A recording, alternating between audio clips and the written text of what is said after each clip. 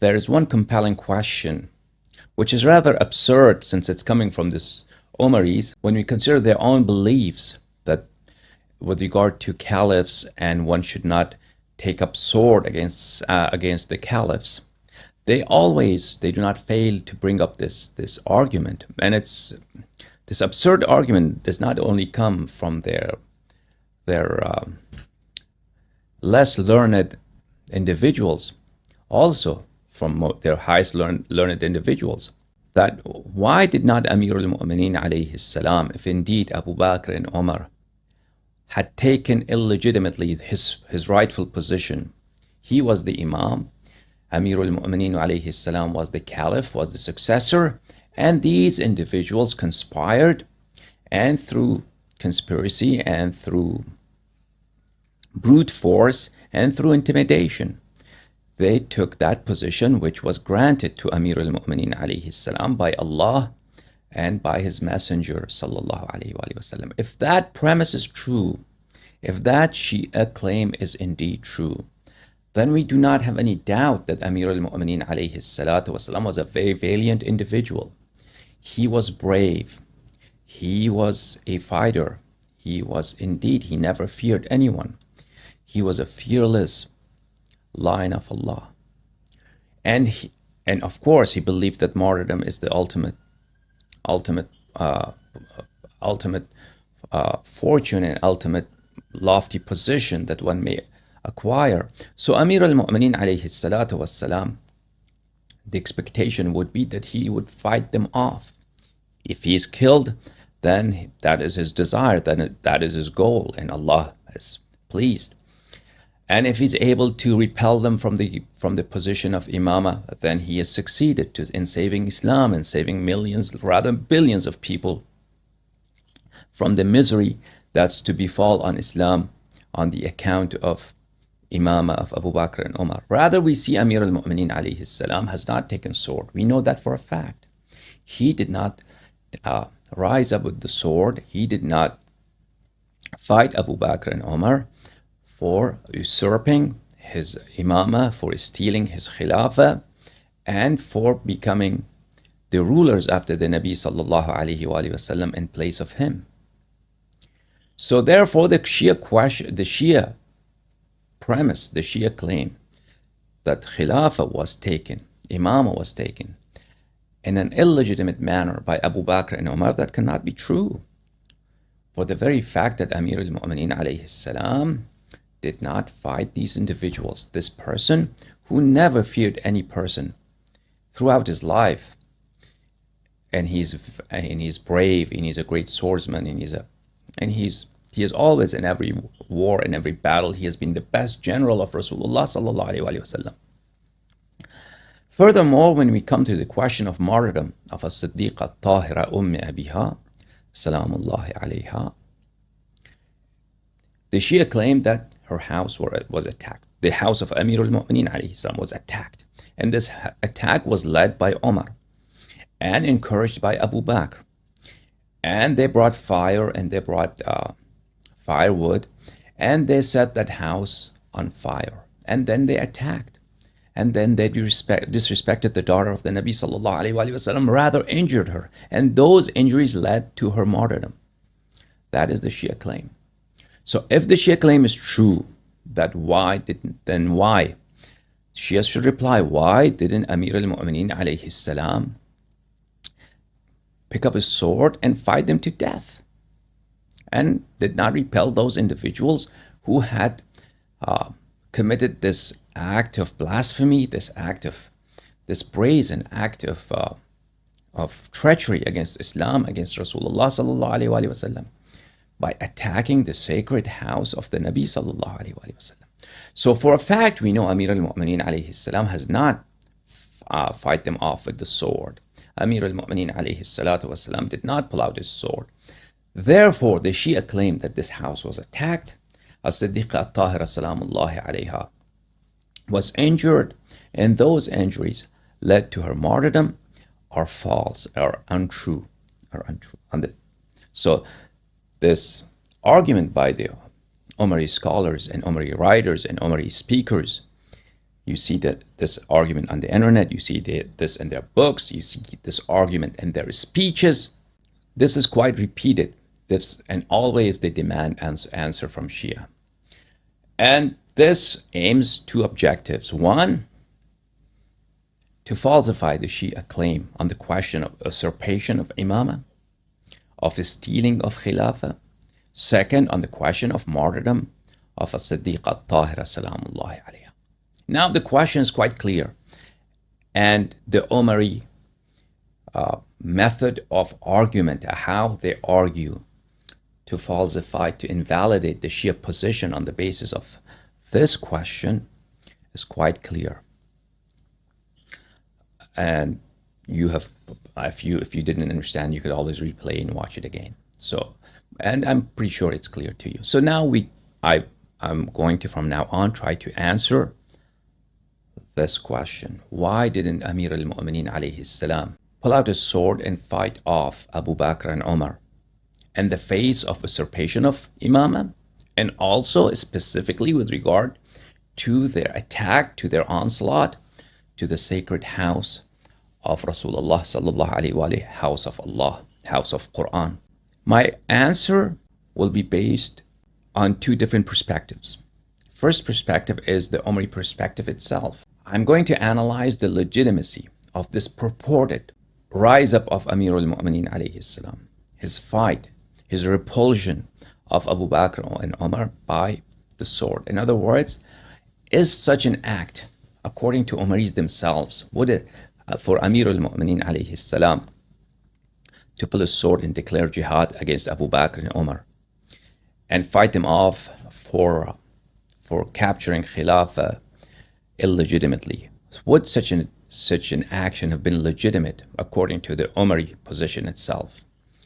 And when the house of Rasulullah sallallahu alaihi wasallam, house of Amir al-Mu'mineen alayhi salam, house of as-Siddiqa al-Tahira salamullahi alayha was attacked, was it legitimate for Amir al-Mu'mineen alayhi salam? Was it permissible for Amir al-Mu'mineen alayhi salam to repel those individuals according to the Omari perspective on this question? If we prove that according to Omaris themselves, this would have been forbidden, this would have been one of the worst and the most strictest prohibitions imposed by Allah, that a caliph, even if he is illegitimate, he is legitimate. A caliph, even if he is illegitimate, he is legitimate. And you can never disobey a caliph, even if he abuses you, even if he violates your rights, even if he beats you. You cannot disobey him, let alone to fight him and pull a sword against him. If you disobey him, and if you believe that he is not your caliph, if you die, you will die the death of a pagan. You will die a non-Muslim. So if we prove that is the question, then of course, that is the position of Omaris. If we prove that is the question of Omaris, that is the sacred right of all caliphs on all Muslims, regardless of how bad, how vile, how sordid their characters are, how immoral and wicked they are, how disgusting and repugnant their actions may be. A caliph, as long as he's a caliph, he has the right of obedience. And you have to love the caliph, and you have to pray for his safety, even if he abuses you. And you can never, if you pull out the sword, that is one of the worst sins in Islam you can commit. And if you die while you're defying the caliph, if you die, you will not die a Muslim. So if we prove that as their point of view, then it would become quite clear that their question is so absurd. Their question and their line of argument, and this is one of their most commonly used arguments against the Shia on the question of usurpation of Imam. As you know, those of you who pay attention to Shia and Omari dialogue and discussions and debates and polemics, you know that this is one of their main arguments against the Shia. That why didn't Amir al-Mu'mineen alayhi salam fight Abu Bakr and Umar? So, and that indeed is the question, the position and the belief of the Omaris that a caliph, no matter how degenerate he is, he enjoys some very, very important rights. And one of them is that you have to love him and you can never disobey him unless he commands you to do something haram. Then you can disobey him. But still, you can never, even if he is forcing you, he is coercing you to do something that's prohibited in Islam, you are not allowed to carry out that prohibition, that prohibited matter.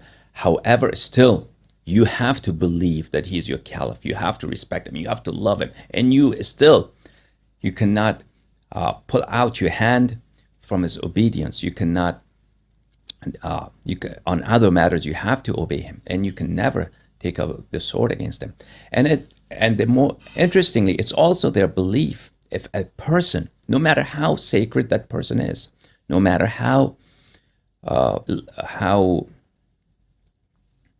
good his call is, a person who takes up a sword against a caliph, and no matter how degenerate, how wicked that caliph is.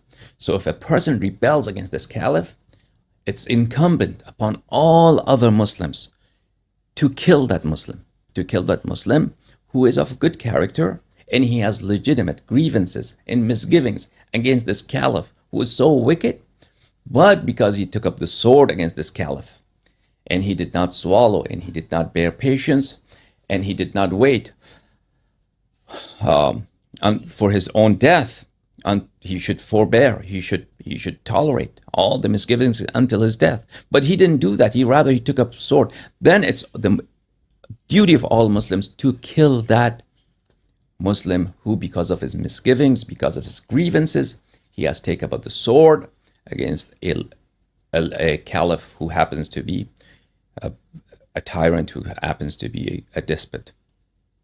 So this is quite an interesting position the Omaris have with regard to imama, with regard to the question of khilafah and their rulers. And perhaps you're shocked to hear this. Could this be the case that Omaris have such a belief?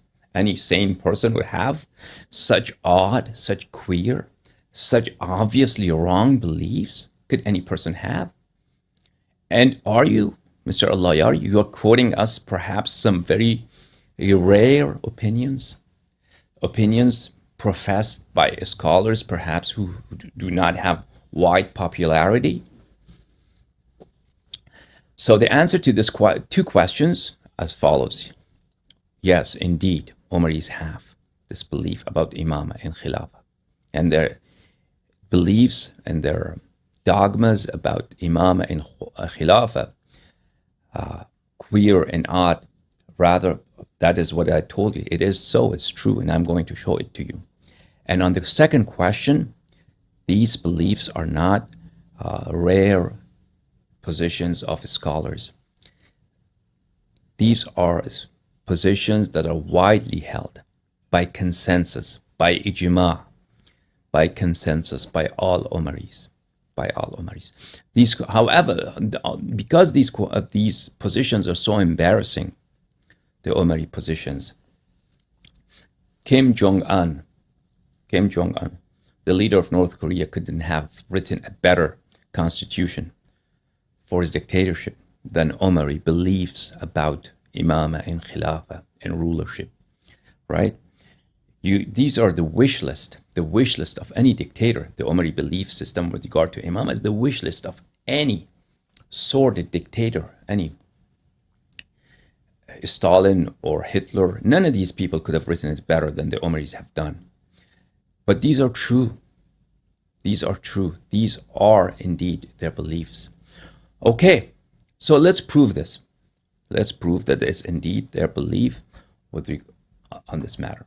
And because we do not want to speak without proofs, so bear with me, these discussions take time. These discussions, an academic lecture cannot be conducted in 5 minutes, you know that.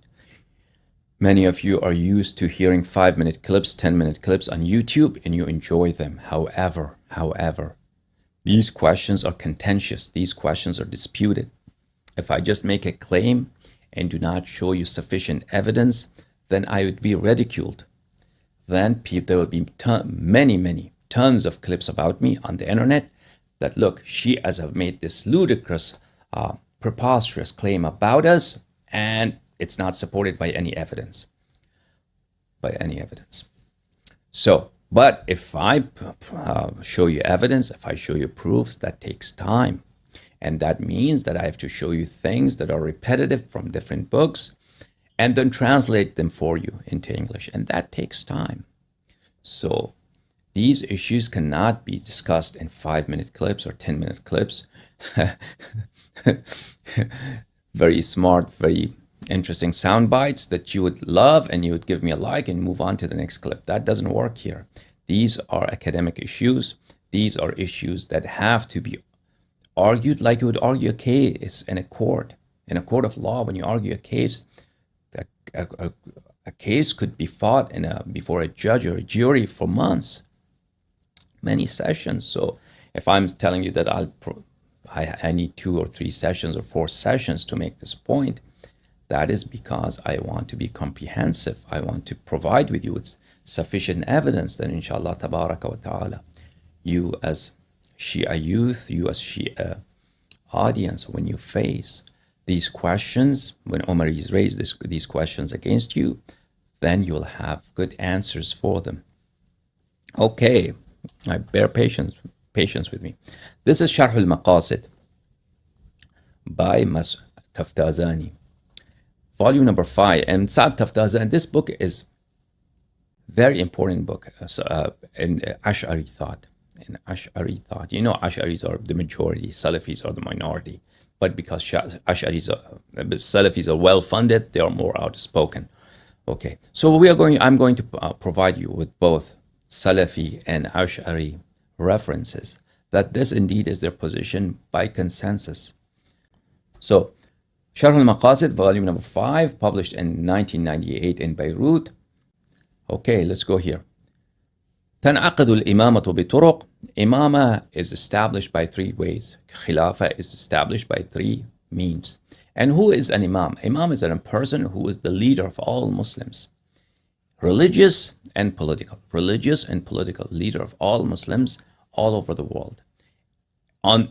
As a deputy of the Prophet sallallahu alaihi wasallam. That is the Imam.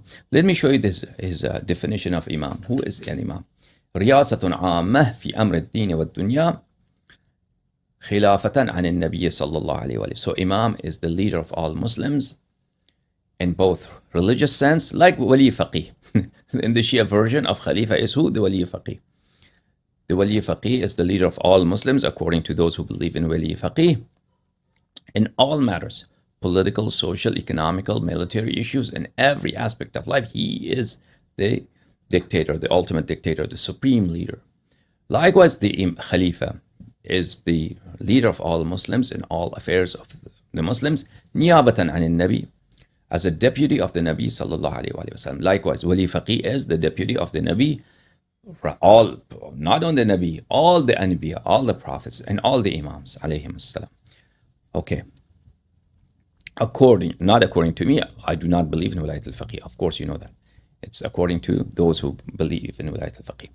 So, how is Imam established? Through 3 ways. One is bay'ah. And bay'ah does not mean elections. So, do not think that Omari religion is a democratic religion. No. Bay'ah means even if one person. And this is quite odd. It's strange. How could they profess such absurd ideas? Even if one person does bay'ah, pledges allegiance with another person, he becomes Khalifa. And then he becomes Khalifa of all Muslims. And why do they profess these ideas? Because these are the political necessities.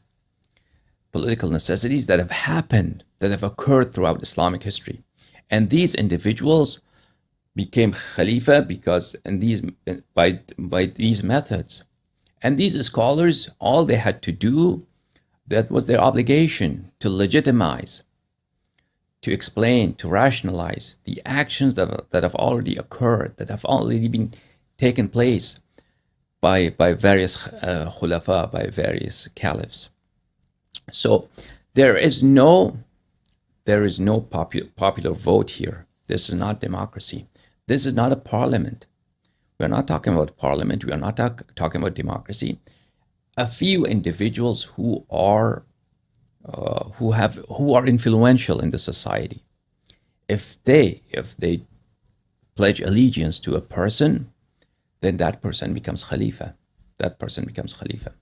And there is no stipulation of how many people should do bay'ah.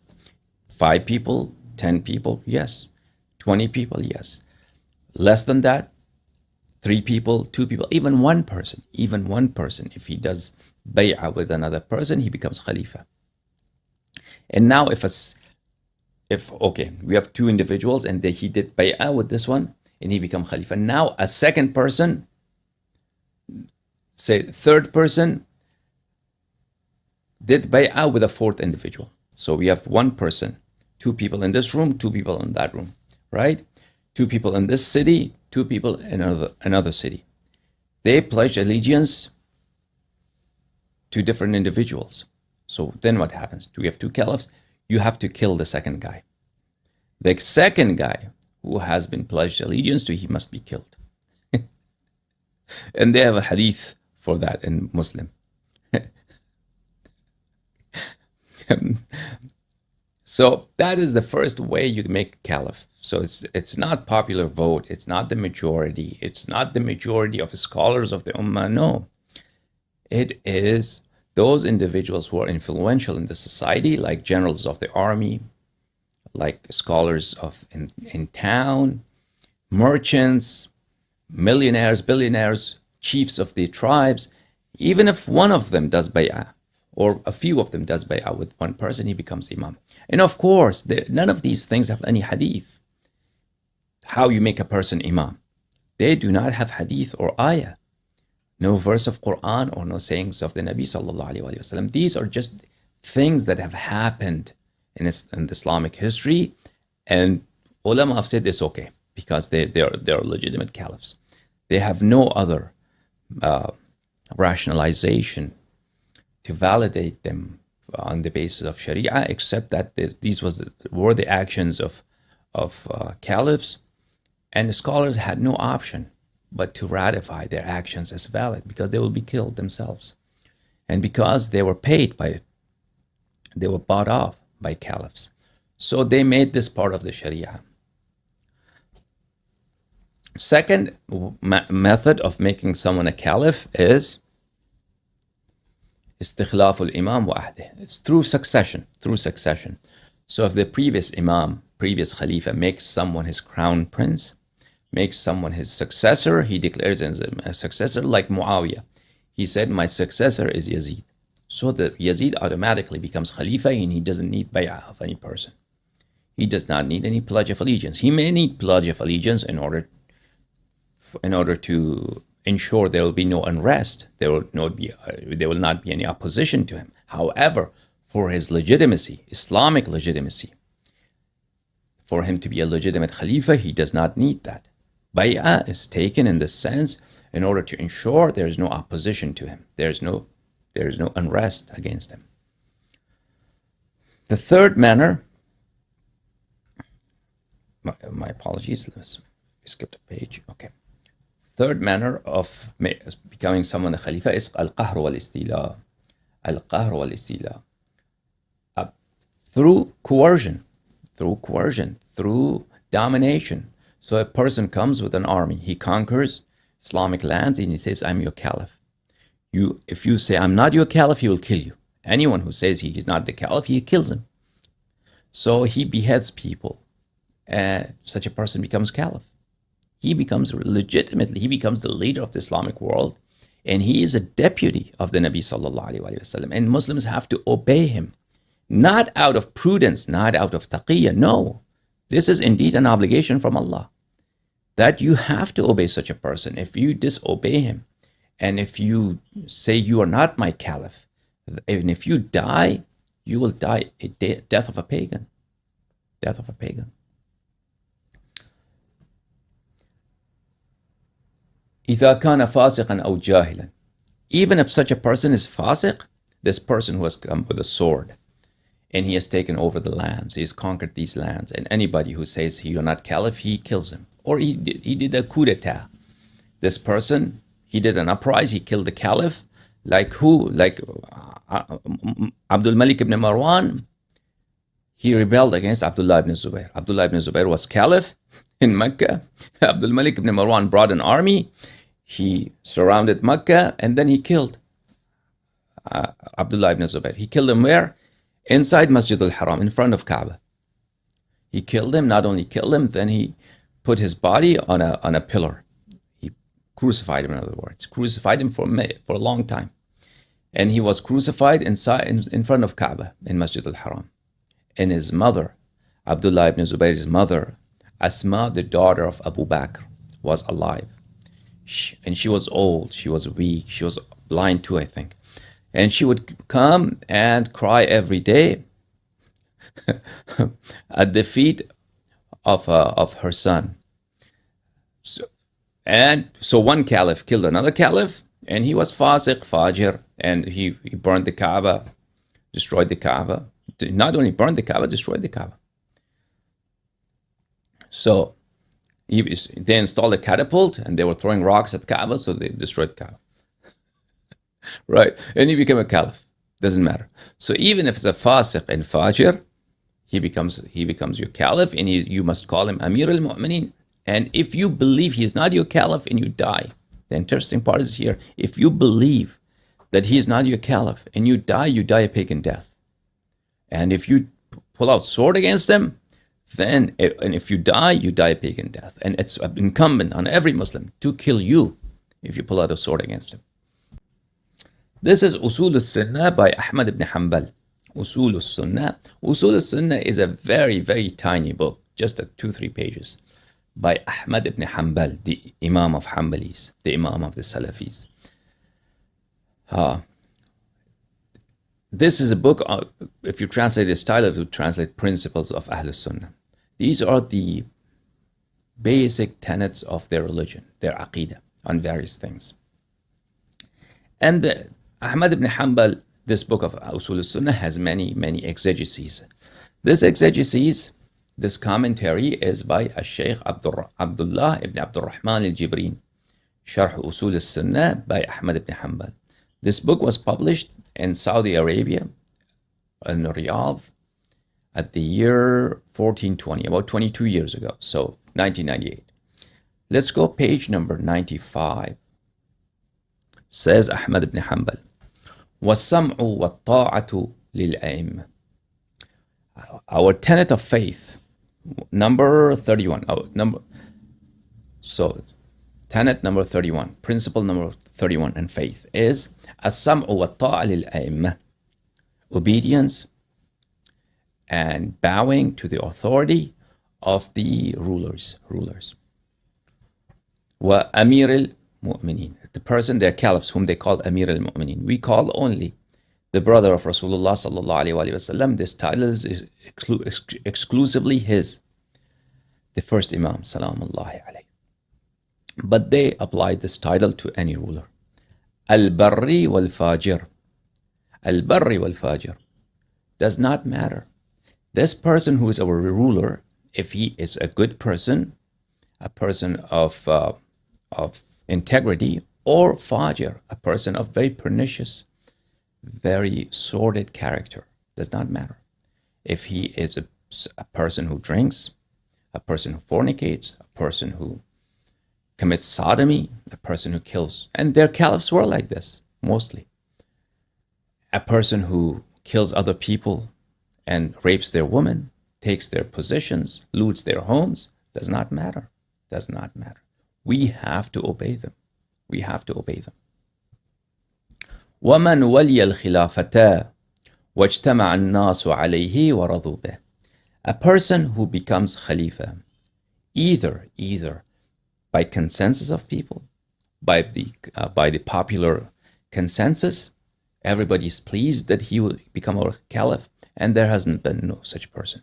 In the entire Islamic history, there has been no person who has become a ruler and caliph of Muslims through consensus and collective demand of every Muslim, except one person, Amir al-Mu'mineen alayhi salam. Amir al-Mu'mineen alayhi salam, he became caliph He became caliph. He became the ruler because of the popular demand. Everybody. He did not seek khilafah. People demanded and requested and persisted and insisted that he should accept this position. So only one person. So Ahmad says, does not matter. The ruler becomes a ruler through popular demand and everybody's pleasure and consensus. وَمَنْ عَلَيْهِمْ بِالسَّيْفِ حَتَّى صَارَ خَلِيفَةً. And that individual who dominates the Muslims, who overpowers the Muslims through his sword, through sheer brute force, he becomes caliph by killing and murdering and destroying anybody who says you are not caliph. حتى صار خليفة وسمي أمير الفاسقين. A person who becomes khalifa and he says, I'm your caliph, and if you oppose him, he kills you. So we have to obey him and we have to listen to him.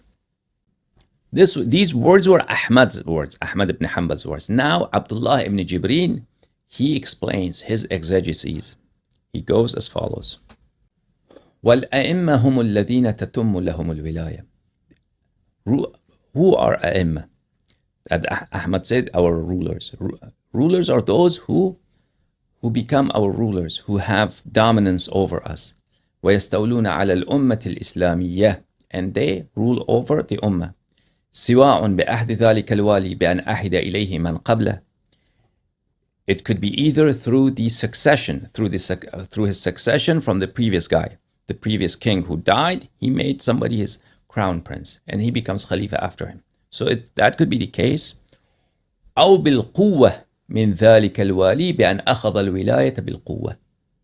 Or through brute force, that he takes away, he snatches away khilafah from that person through brute force. وَتَوَلَّى عَلَيْهِمْ. And then he بالغلبة, and he dominates, he overpowers Muslims through his brute force by killing everybody who opposes him. كل هذا بلا شك إذا تمت له الولاية وجب له الطاعة. In both cases, doesn't matter, through succession or through overpowering Muslims by killing them. Does not matter in either way. If he becomes the ruler, then obedience to him is obligatory.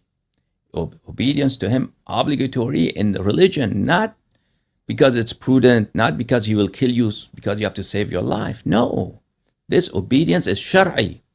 This obedience is from Allah. If you do not obey him, you're sinful. وَالسَّمْعُ لَهُ. Listening to him becomes obligatory. وَحَرَمَ الْخُرُوجُ عَلَيْهِ. And to oppose him by sword, to rebel against him, becomes prohibited, becomes haram, shar'an. كتاب لوامع الأنوار البهية وسواتع الأسرار الأثرية تأليفي. This book has been written by Ahmad al-Safarini al-Hanbali, one of grand scholars of the Omari congregation, al-Safarini al-Hanbali. This is volume number 2, page number 422. He talks about imama. Okay, so imama, he talks imama could be established through succession, because somebody made another person his crown prince, or through popular bay'ah. Popular bay'ah doesn't mean everybody's bay'ah. Even one person does bay'ah, he becomes caliph. Or, in the next page, let's go, through ويثبت نسبه أيضا بقهره الناس بسيفه حتى يذعن له ويدعوه إماما فتثبت له الإمامة.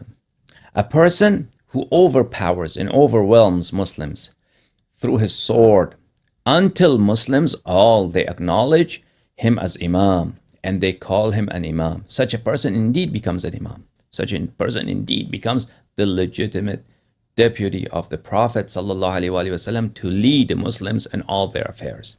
And then he quotes Ahmad. He says Ahmad has said the following, Ahmad ibn Hanbal. وَمَنْ غَلَبَ عَلَيْهِمْ بِالسَّيْفِ حَتَّى صَارَ خَلِيفَةً وَسُمِّيَ أَمِيرَ الْفَاسِقِينَ فَلَا يَحُلُّ لِأَحَدٍ يُؤْمِنُ بِاللَّهِ يَبِيتُ وَلَا يَرَاهُ إِمَامًا بَرًّا كَانَ أَوْ فَاجِرًا. Any person who overpowers the Muslims, he defeats the Muslims. He overpowers all his opponents. He kills them. He butchers them. And he becomes he calls himself an Imam, right? He becomes Khalifa. And he is called Amir al-Fasiqeen. If Barran kana aw fajiran, it doesn't matter. He is a good person or he is a very, very wicked person. He is a very, very base person. It does not matter, regardless of that. If such a person becomes caliph, then it is not permissible for any Muslim that he sleeps at night and he does not believe that he is his Imam, that he is his Khalifa. So this becomes a religious obligation that everyone should believe, have faith in him, that he is my Imam, my leader, and should love him. This is Tamheed al-Awail wa Takhlis al-Dalail by Abu Bakr Baqilani, published by Muassasat al-Kutub al-Thaqafiyya in Beirut, Lebanon, year 1987. Here, page number 467. With regard to bay'ah, how many people should do bay'ah with a person for him to become an Imam? So, as I told you, this is not democracy. Bay'ah is not democracy. Bay'ah is not elections. Bay'ah is something else, something very absurd, something very strange. So they said that people of Hillu Aqd, influential people in the society, they pledge allegiance with a person. Now, these influential societies, they could be generals of the army, they could be merchants, they could be chiefs of different tribes, they could be scholars.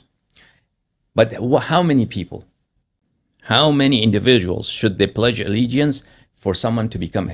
If he says, if you ask me, بِكَمْ يَتِمُّ عَقْدُ الْإِمَامَةِ عِنْدَكُمْ, how many people should pledge allegiance for someone to become Imam? تنعقد وتتم برجل واحد, by one person. We do not need the majority of the society or majority of scholars or majority of merchants or majority of generals of the army. Even if one person does bay'ah with another person, he becomes Khalifa. And now if you go into another city and somebody else did bay'ah with another person, then that he should be killed because he did later. Whoever was later, he should be killed. If you do bay'ah of two people at the same time, the most recent one should be killed. Any person whose pledge of allegiance is most recent, he should be murdered. Okay, that hadith is in Muslim. I'll show you inshallah tabaraka wa ta'ala. Al-Bayan wa Tahsil Ibn Rushd al-Qurtubi, Averroes. Averroes is the grandson of this guy. Averroes, in English they call him Averroes ibn Rushd.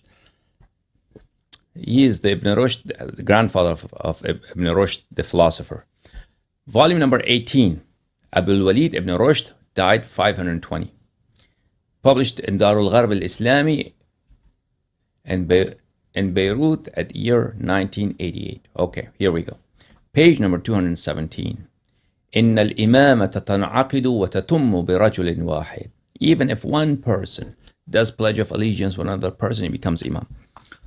This is the book of Al-Ibana al-Usul al-Diyana by Abu Hassan Allahyari. Abu Hassan Allahyari, the leader, the founder of the Ash'aris, the founder of the Ash'ari faith. As I told you, the Ash'a'ira, they are the majority of the Omaris. 80-90% of them are Ash'ari. All of India, Pakistan, Bangladesh, Afghanistan, Iraq, Syria, Saudi Arabia, all these countries, the vast majority of their Omaris are whom? They are Ash'aris. Some places like Pakistan, India, they are Maturidis, but Maturidi themselves are followers of Ash'ari. Maturidi is, there's very slight difference between Maturidi and Ash'ari.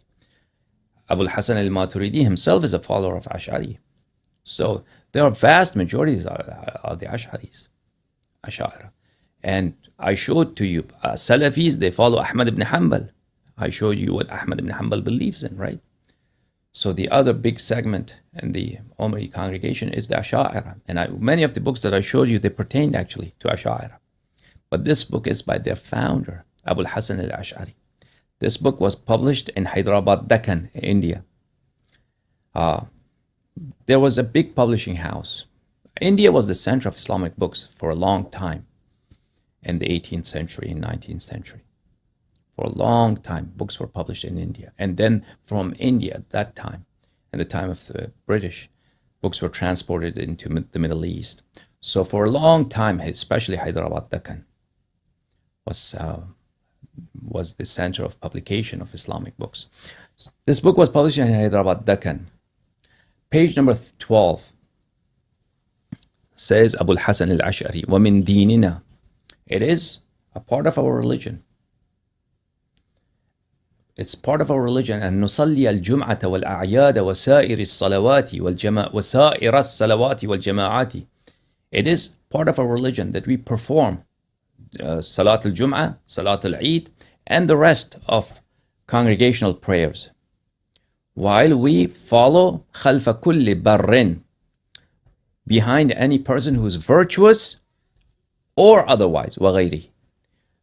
Behind any person who's virtuous or otherwise. He's not people of wicked character, degenerate characters.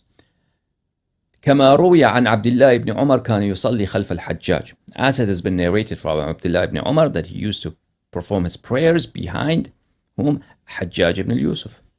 Al-Hajjaj ibn Yusuf, a person who was pretty much, you could say, he was a zindiq. He was an atheist because he used to mock the Nabi sallallahu alayhi wa sallam. Let alone that he used to profane Amir al-Mu'mineen alayhi salam. He used to kill people. He killed by tens of thousands, if not by hundreds of thousands. He used to mock the Nabi sallallahu alayhi wa sallam. And Abdullah ibn Umar used to pray behind him. وَنَرَى الدُّعَاء لِأَئِمَّةِ الْمُسْلِمِينَ بِالصَّلَاحِ وَالْإِقْرَارِ بِإِمَامَتِهِمْ.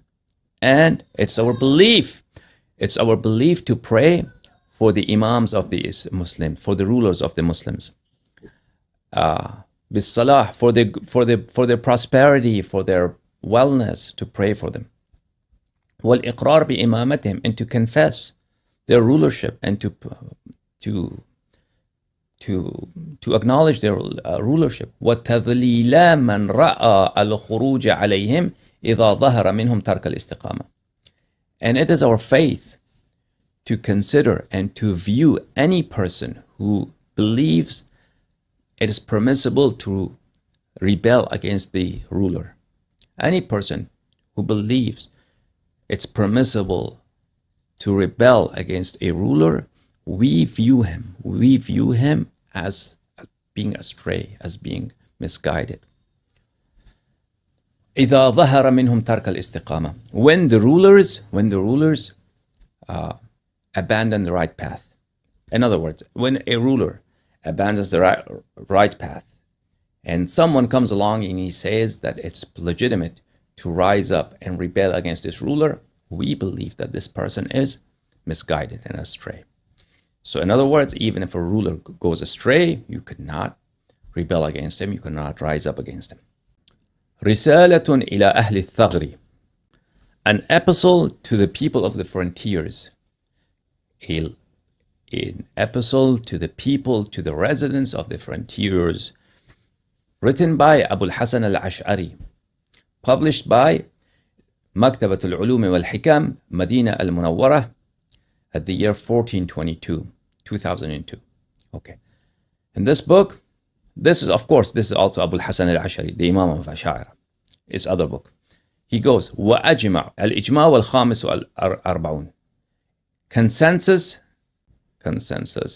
number 45. Okay. وأجمع على السمع والطاعة لأئمة المسلمين وعلى أن كل من ولي شيئا من أمورهم عن رضا أو غلبة. It's our consensus. All Muslims have consensus. Rather, all Omaris have consensus on this issue. That we have to listen and obey our rulers. And it doesn't matter that such a person rules us, because we all agreed, we all are pleased that he rules us, or ghalaba, or such a person rules us through his brute force. Because he's a dictator, he's going to kill us. He's going to kill us if we say you are not our ruler. So we have to listen to him, we have to obey him. وَامْتَدَّتْ طَاعَتُهُ. A person who who who overpowers the Muslims, and he becomes the ruler, and his dominion and his domain spreads, and he has a wide rulership. Then he becomes Imam, then you have to follow him. Min barrin aw fajirin. And it doesn't matter. He is a good person, virtuous person, or he's a fajir, or he's a person of very pernicious, very base, very immoral, very squalid character. Does not matter. That's irrelevant. That's totally irrelevant. Still, you have to follow him and obey him. لا يلزم الخروج عليهم بالسيف جارا وعدل. It does not matter. He's equitous, he is fair, or he is being a tyrant. He abuses people. It doesn't matter. You may not rebel against him. By the sword. It's not permissible to rebel against him with the sword, even if he is what? Even if he is a person who abuses you, he's a tyrant, he's a despot, he kills you, he takes away your wife, whatever he does, you cannot rebel against him. وَعَلَى أَنْ يَغْزُوا مَعَهُمُ الْعَدُوُ. Rather, you have to join his army and fight against his enemy. Not only it's haram, it's prohibited that you rebel against him. No, you should enlist in his army and fight his enemy. Very good. I told you, Kim Jong-un could not have written a better constitution for himself. All these fatwa from grand scholars of the Omaris, right? By consensus, all of them agree on this matter.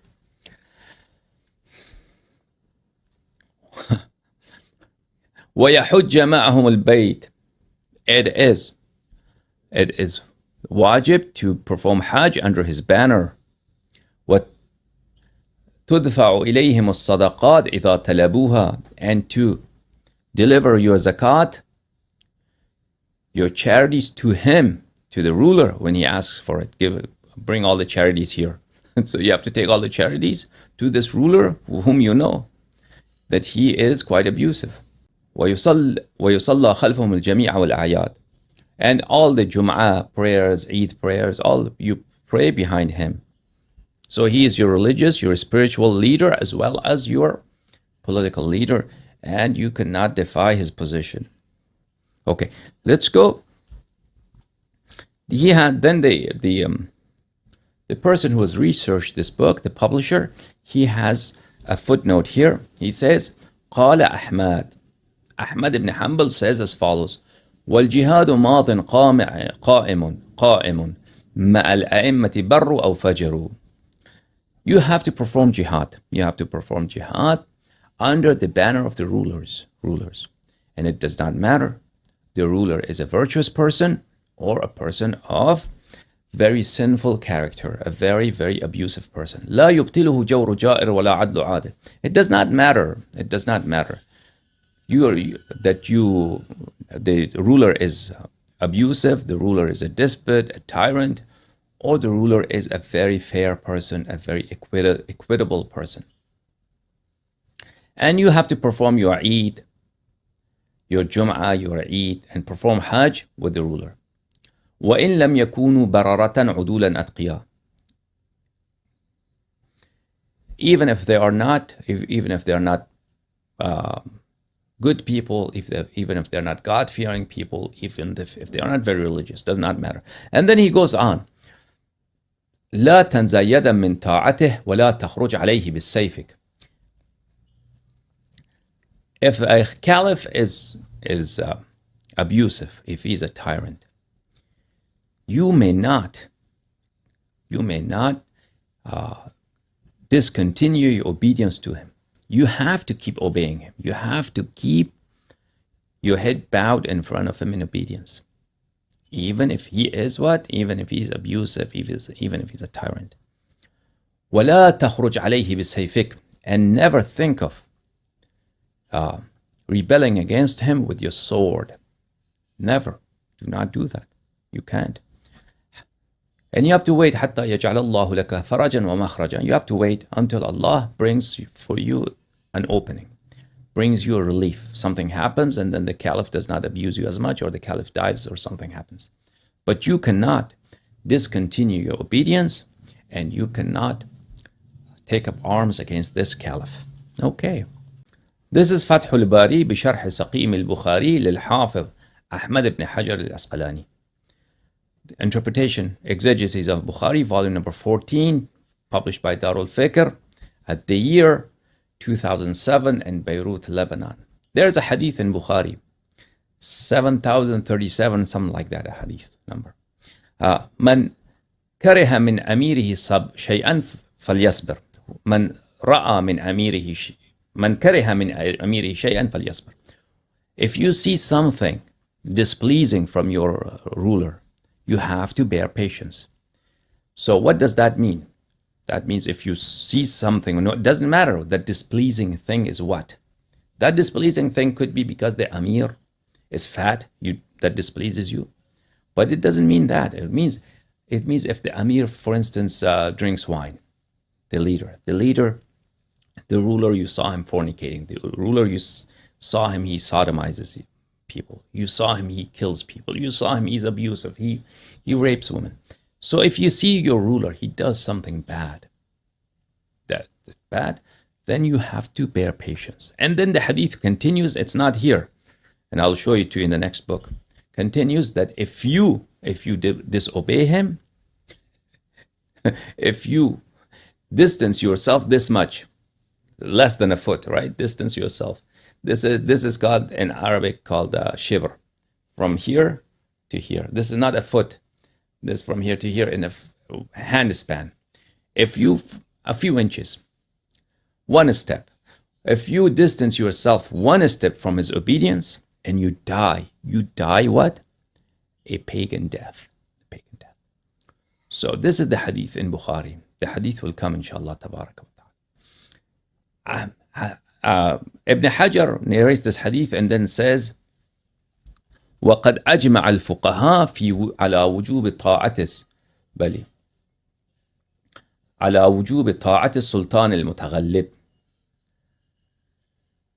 والجهاد معه. All scholars, they agree. There is ijma', consensus. And I'll show it to you inshallah tabaraka wa ta'ala. Any person who does not accept this consensus, he's kafir. He is kafir. This is ajib. This is very odd. very, very strange. So it's a consensus of all the scholars to obey the ruler. Al-Mutaghallib, that ruler who has overpowered you, that overwhelmed you, that he dominates, he is a dictator. And then you have to listen to him, you obey him, and fight jihad under his command. Okay. Let's go to the next book. عمدة القاري بشرح سقيم البخاري, volume number 16, written by Mahmoud Al-Aini. Volume number 16, published in Darul Fikr in Beirut, in year 2005, 1425 Hijri, in Beirut, Lebanon. Okay, this is the hadith that we are talking about, okay? The hadith 7053. 7053. من كره من أميره شيئا فليصبر.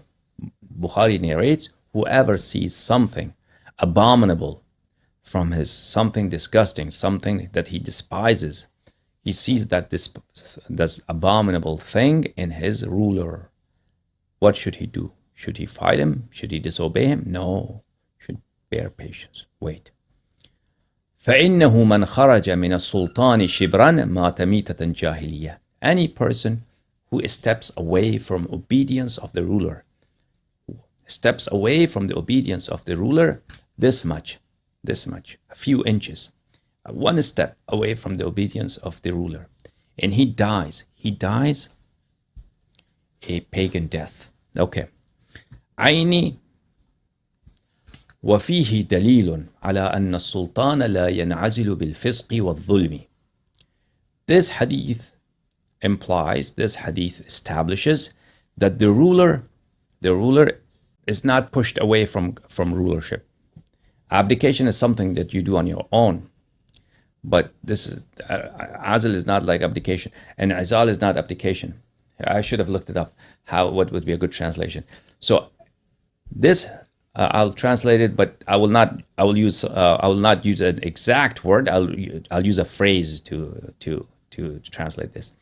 This hadith establishes that the ruler does not lose his position of rulership. La yanhazil, does not lose his crown, does not lose throne, does not lose the legitimacy to rule.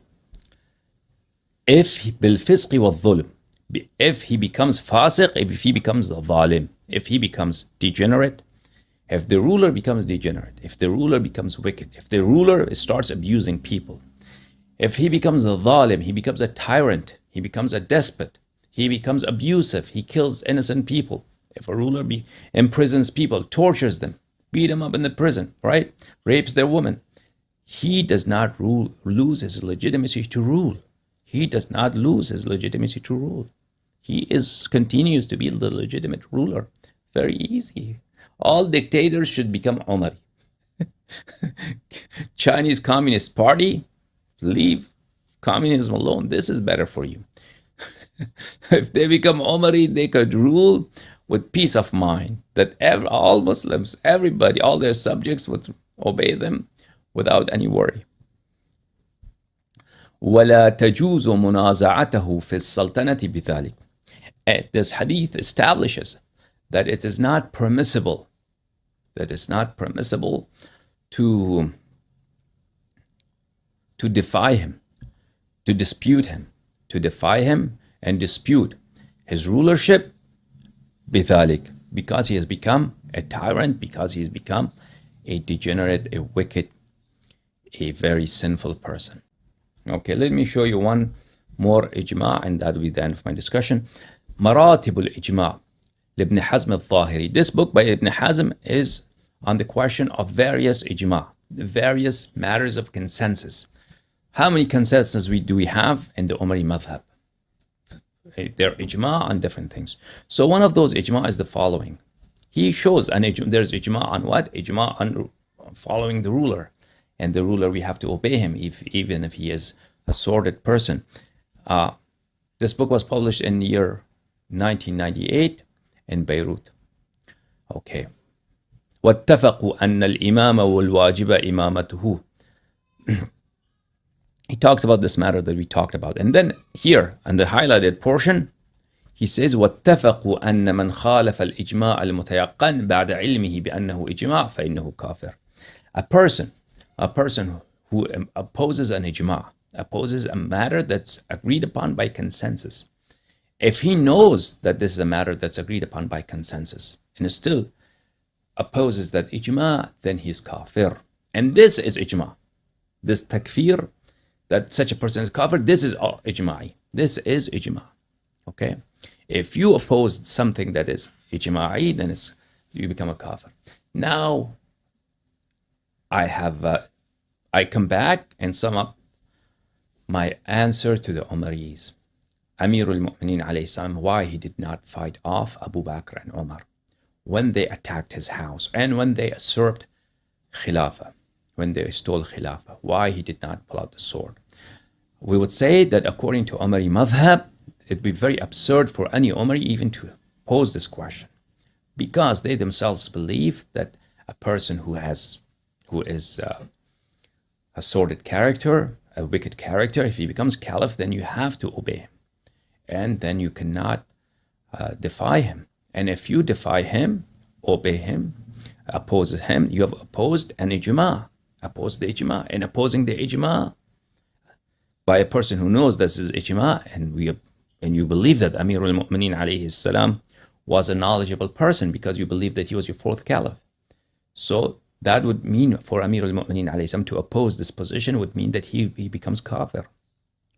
So, and for him to defy Abu Bakr and Umar and fight Abu Bakr and Umar would mean that he would die a pagan death. And inshallah tabaraka wa ta'ala, it will prove to you that it would become for the rest of the Muslims, it will become an obligation to fight Amir al-Mu'mineen alayhi salam because he has opposed Abu Bakr and Umar, no matter how how wicked Abu Bakr and how degenerate Umar is. It would be, if somebody rebels against them, it would become a wajib upon all Muslims to fight him. So for these reasons, any other person could ask in the world, any person, a Christian could ask us this question, it would make sense. And he would oblige us to give him an answer, an explanation. A Hindu could ask us this question. A Buddhist could ask us this question. Why didn't Amir al-Mu'mineen alayhi salam fight Abu Bakr and Umar when they attacked his house, when they took away Khilafah, right? A Jewish person could ask us, an atheist, a communist, could ask us this question, and we would be obliged, we would be obligated to answer him, to explain to him. But an Omari has no right to, because it would be very dishonest for Omaris to pretend that it is the legitimate obligation of Amir al-Mu'mineen alayhi salam under these circumstances would have been to fight Abu Bakr and Umar. No. According to your madhab, that would have been very, very wrong for him to do. So why are you asking us why he didn't do something that's very wrong, very prohibited in your madhab? You understand? So it's very irrational, a very contradictory and dishonest logic for the Omaris to pose this question to us. And this is Sahih Muslim, translated by Nasiruddin al-Khattab, volume number 5, published in Dar es-Salam. Okay. This is the book of leadership, Kitab al-Imara. Leadership, the governance. Rather, Imara means governance, the book of governance, the book of rulership. And this chapter number 13, the obligation, page number 180, the obligation of staying with Jama'ah, main body of Muslims, when fitan, tribulations appear, and in all circumstances, prohibition of refusing to obey and splitting away from Jama'ah. Prohibition that it's prohibited to split away from Jama'ah and disobey. Disobey who? Disobey whom? Disobey the authority, disobey the ruler, disobey the Khalifa. Now there are several hadith here. We are going to start with this hadith here. Okay. Hudhayfa. This is the hadith of Hudhayfa. Hadith number 4785. Says the Nabi sallallahu alayhi wa sallam. You could read the entirety of the hadith on your own. I'm going to read to you the main points. The Nabi sallallahu alayhi wa sallam said, after I am gone, there will be leaders, there will be caliphs, there will be rulers who will not follow my way, who will la yastannuna bisunnati. They will not follow my way and will not follow my example. Among them there will be men whose hearts are the hearts of the devils in the bodies of men. Okay, let me show you the Arabic text of this here. The Arabic text is as follows. يَكُونُ بَعْدِ أَئِمَّةً. There will be imams after me. لَا يَهْتَدُونَ بِهُدَايَ. They will not be on my guidance. They will not be on the path of guidance, which is my guidance. وَلَا يَسْتَنُّونَ بِسُنَّتِي. Nor they would be following my sunnah. So they will not be on my religion. They will not be on my guidance. They will not be following my instructions. Nor will they be following my example. وَسَيَقُومُ فِيهِمْ رِجَالٌ. And amongst them will be men, amongst these caliphs, there will be individuals. قُلُوبُهُمْ قُلُوبُ الشَّيَاطِينَ. Their souls will be the souls of the devil. They will be the devil incarnate. فِي جُثْمَانِ إِنْسٍ. And the bodies of human beings. So they will be very evil people. Satan will appear. Satan will be appearing in the form of a man, of a human being. Devil will be appearing in the form of a human being, and he will be your imam. You Muslims, leaders. And such hadith are several. And they are addressed to the Sahaba. And Sahaba asked the Nabi sallallahu alayhi wa sallam, should we fight them off? Nabi, not in one of them, the Nabi sallallahu alayhi wa sallam said that you will not see that era. You will not see that era. So the Nabi sallallahu alayhi wa sallam is not talking about end times in these hadith. He said this will happen after me. So this happened after the Nabi sallallahu alayhi wa sallam. And that's exactly the Shia position. That after the Nabi sallallahu alayhi wa sallam, rulers and leaders came to lead the Islamic society, came to lead and rule over the Muslim nation who were devil, who were evil, who were Satan in the form of human beings. Very well said. Okay, so I said, Hudhayfa says, I said, what should I do when I see that time? O Messenger of Allah, if I live to see that. He said, hear and obey the ruler. That ruler, that very same ruler who is Satan incarnate, who is the devil in the form of human being, obey him. Obey him. Okay, do not rise up against with the sword against him. Obey him. Even if your back is flogged and your wealth is taken. Now, the way they have translated this is a little improper.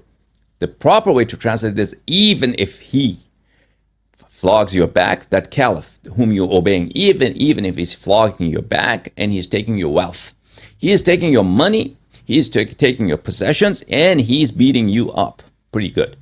Now, you still keep obeying him. So they have translated this in passive voice. Actually, this makes more sense in active voice. And in Arabic, you could read it both ways. In Arabic, the structure of the sentence is such that you could read it both ways, but in Arabic, it would make more sense to read it in active voice rather than passive voice. Hear and obey. So, hear and obey the ruler, even if he flogs your back and takes your wealth. Hear and obey. The Arabic text is in the next page. تسمع وتطيع للأمير. You will listen and you will obey that ruler. That ruler, 2 lines before this, he said that he's the devil in the form of human being. وَإِن ضَرَبَ ظَهْرَكَ. Active voice. Even this devil is so bloodthirsty, so stone-hearted that he flogs your back. وَأَخَذَ مَالَكَ. And he takes your possessions. فَاسْمَعْ وَأَطِعْ. Then continue to obey him and continue to listen to him. Now, this narration of Hudhayfa has been narrated in several books. And you can look up on your own if you'd like to. The book of Mu'jam al-Awsat by Tabarani, volume number 3. The book of Mustadrak al-Hakim, volume number 5. In the Dar al-Fikr publication, as well as Bayhaqi in his Sunan al-Kubra, and other individuals have narrated this. So this hadith is sahih because this is in Muslim. Of course, there's no dispute about its authenticity. Now let me show you another hadith. At the year 63 Hijri, there was a war, there was a battle, there was an uprising in Medina al-Munawwara against Yazid ibn Muawiyah. The people of Medina, they rose up against Muawiyah, my apologies, against Yazid, and they said that he is no longer a caliph, and we depose him. We do not recognize him as our caliph. And that is called the event, the incident of Al-Harrah. And Yazid dispatched his armies, 15,000 troops, infantry and riders, to rampage Medina, to pillage Medina. And they came over in Medina and they attacked, and Yazid's army, they overpowered and they defeated the people of Medina. And then for many days, the army of Yazid was marauding the streets of Medina, killing and murdering, and looting people's homes, and also raping women. And this is one of the saddest histories and events in the history of Islam, what happened to people of Medina in the year 63. And this was 2 years after Karbala. Karbala happened at the year 61, and that was also carried out by the orders of Yazid. Year 63, what happened in Harrah, the event of Harrah. There were 2 people who were the leaders of Medina at the time. Abdullah ibn Muti, so he was Sahabi. And Abdullah ibn Hanzala, Ghasilul Malaika, he was a Tabi'i. His father had been a very prominent Sahabi who was martyred in one of the battles of Rasulullah sallallahu alaihi wasallam. So Abdullah ibn Muti was the leader of Al-Muhajirin, and the other gentleman, he was the leader of Al-Ansar. When this battle was about to happen, Abdullah ibn Umar, he is one of the chiefs of Quraysh, and he was a prominent Muslim, and he is not really a tribal chief, but because his father has been a caliph, Abdullah, the son of Umar. For that reason, he was very prominent and very influential, and he's an older gentleman, he's a Sahabi. Like today, if you look at the Iranian diaspora, right, the son of Shah is quite respected and is quite influential. He is perhaps the most influential person in the Iranian opposition. So why? Because on the account of his father. His father was the Shah of Iran and he was the crown prince. Likewise, like if you look today at the religious circles in Shia, Marajeh's sons, they are quite influential even after their fathers pass away. So, for instance, if you look at Khuyi's sons when they were alive, they were quite influential. And when one Marjeh passes away, Sheikh Jawad Tabrizi, his son continues to be quite influential. They exert quite an influence amongst the Shia, amongst prominent Shia, amongst religious scholars, and they are respected. Ahund al-Khurasani, when he passed away, his sons for many, many years, for many decades, they were very powerful inside Iran. The Shah of Iran showed great respect for the sons of Ahund al-Khurasani and grandsons of Ahund al-Khurasani. And even today, grandsons of Ahund al-Khurasani are quite influential. So, this goes without saying that Abdullah ibn Umar, for many reasons. One, he's old, he's a Sahabi. At year 63, the number of Sahabi, there were not too many. There were Sahabi in Medina, many Sahabi. There were lots of Sahabi. And they were respected for that matter. And because Abdullah ibn Umar is the son of Omar, for that reason, he and his father had been a very powerful caliph and king. Therefore, he was given quite deal of respect. So Abdullah ibn Umar comes to the opposition leader, Abdullah ibn Muti. And he does not show any respect. He does not show any reverence for Abdullah ibn Muti. Let's go to Muslim and read what is the discourse. And why has Abdullah ibn Umar come to Abdullah ibn Muti? Abdullah ibn Umar has come in order to break the back of rebellion against Yazid. He comes there and he quotes a hadith from Rasulullah sallallahu alayhi wa sallam that pretty much makes it prohibited. Rather, it makes it quite clear that rebellion against Yazid is prohibited in the most severe and most serious terms. So that is his purpose, that is his objective. And this position of Abdullah ibn Umar, which is shared by Omari scholars, as a matter of consensus, clarifies for us what is the position of Omaris vis-a-vis despotic, tyrannical, and unfair and abusive rulers. Saqim Muslim, published by Darul Fikr at year 2003. Here we go, Kitab al-Imara, page number 942. I didn't have time to find the English translation of this hadith for you. I'm going to translate for you, and inshallah tabaraka wa ta'ala, for those of you who want to do research, you can look at the English translation of various translators on your own. Hadith number 1851. Nafi narrates that Abdullah ibn Umar came to Abdullah ibn Muti' حين كان من أمر الحرة ما كان, during the battle of Harrah. During the battle of Harrah, he came to Abdullah ibn Muti. And at that time, the battle of Harrah, first they surrounded Medina and then they attacked Medina. So this could not have happened when the war was going on, when the battle was going on. Perhaps during a break in the battle, or perhaps those hours that were right before the attack of the Yazidi army, or after their attack, they had a moment when Abdullah ibn Umar came to Abdullah ibn Muti'. And this was during the reign of Yazid ibn Muawiyah. فَقَالَ اطرحوا لأبي عبد الرحمن وساده. Abdullah ibn Muti' said, please, sit down. And he told his man to put a cushion for Abdullah ibn Umar. So he sits down in order to show him respect and reverence. In order, a guest should be revered, a guest should be honored. However, Abdullah ibn Umar was quite terse and quite disrespectful. قال إني لم آتك لأجلس. He said, I've not come here to sit down. I've not come here to sit down. And he has come here to make a proclamation. أتيتك لأحدثك حديثا سمعت رسول الله صلى الله عليه وآله وسلم لم يقوله. I have come here to pronounce a hadith, to warn you of a hadith that I've heard Rasulullah صلى الله عليه وآله وسلم say. And what is that hadith? He said, من خلع يدا من طاعته لقي الله يوم القيامة لا حجة له. Whoever defies the caliph, whoever refuses to obey the caliph, whoever pulls his hand away from obedience. In other words, whoever defies the caliph, whoever disobeys the caliph, he will come on the day of judgment and meet Allah while he has no excuse. No excuse. This is a great sin that could not be explained or forgiven in the eyes of Allah. Before Allah, this is inexcusable.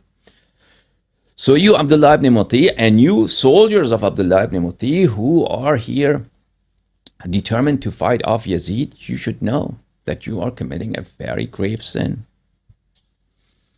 وَمَنْ مَاتَ وَلَيْسَ فِي عُنُقِهِ بَيْعًا مَاتَ مِيتَةً جَاهِلِيَةً. And whosoever dies and passes away, any person who dies and there is no pledge of allegiance on his neck.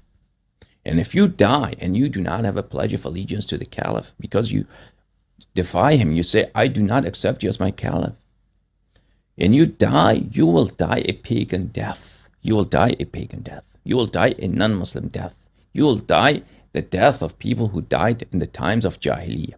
So, that is the hadith.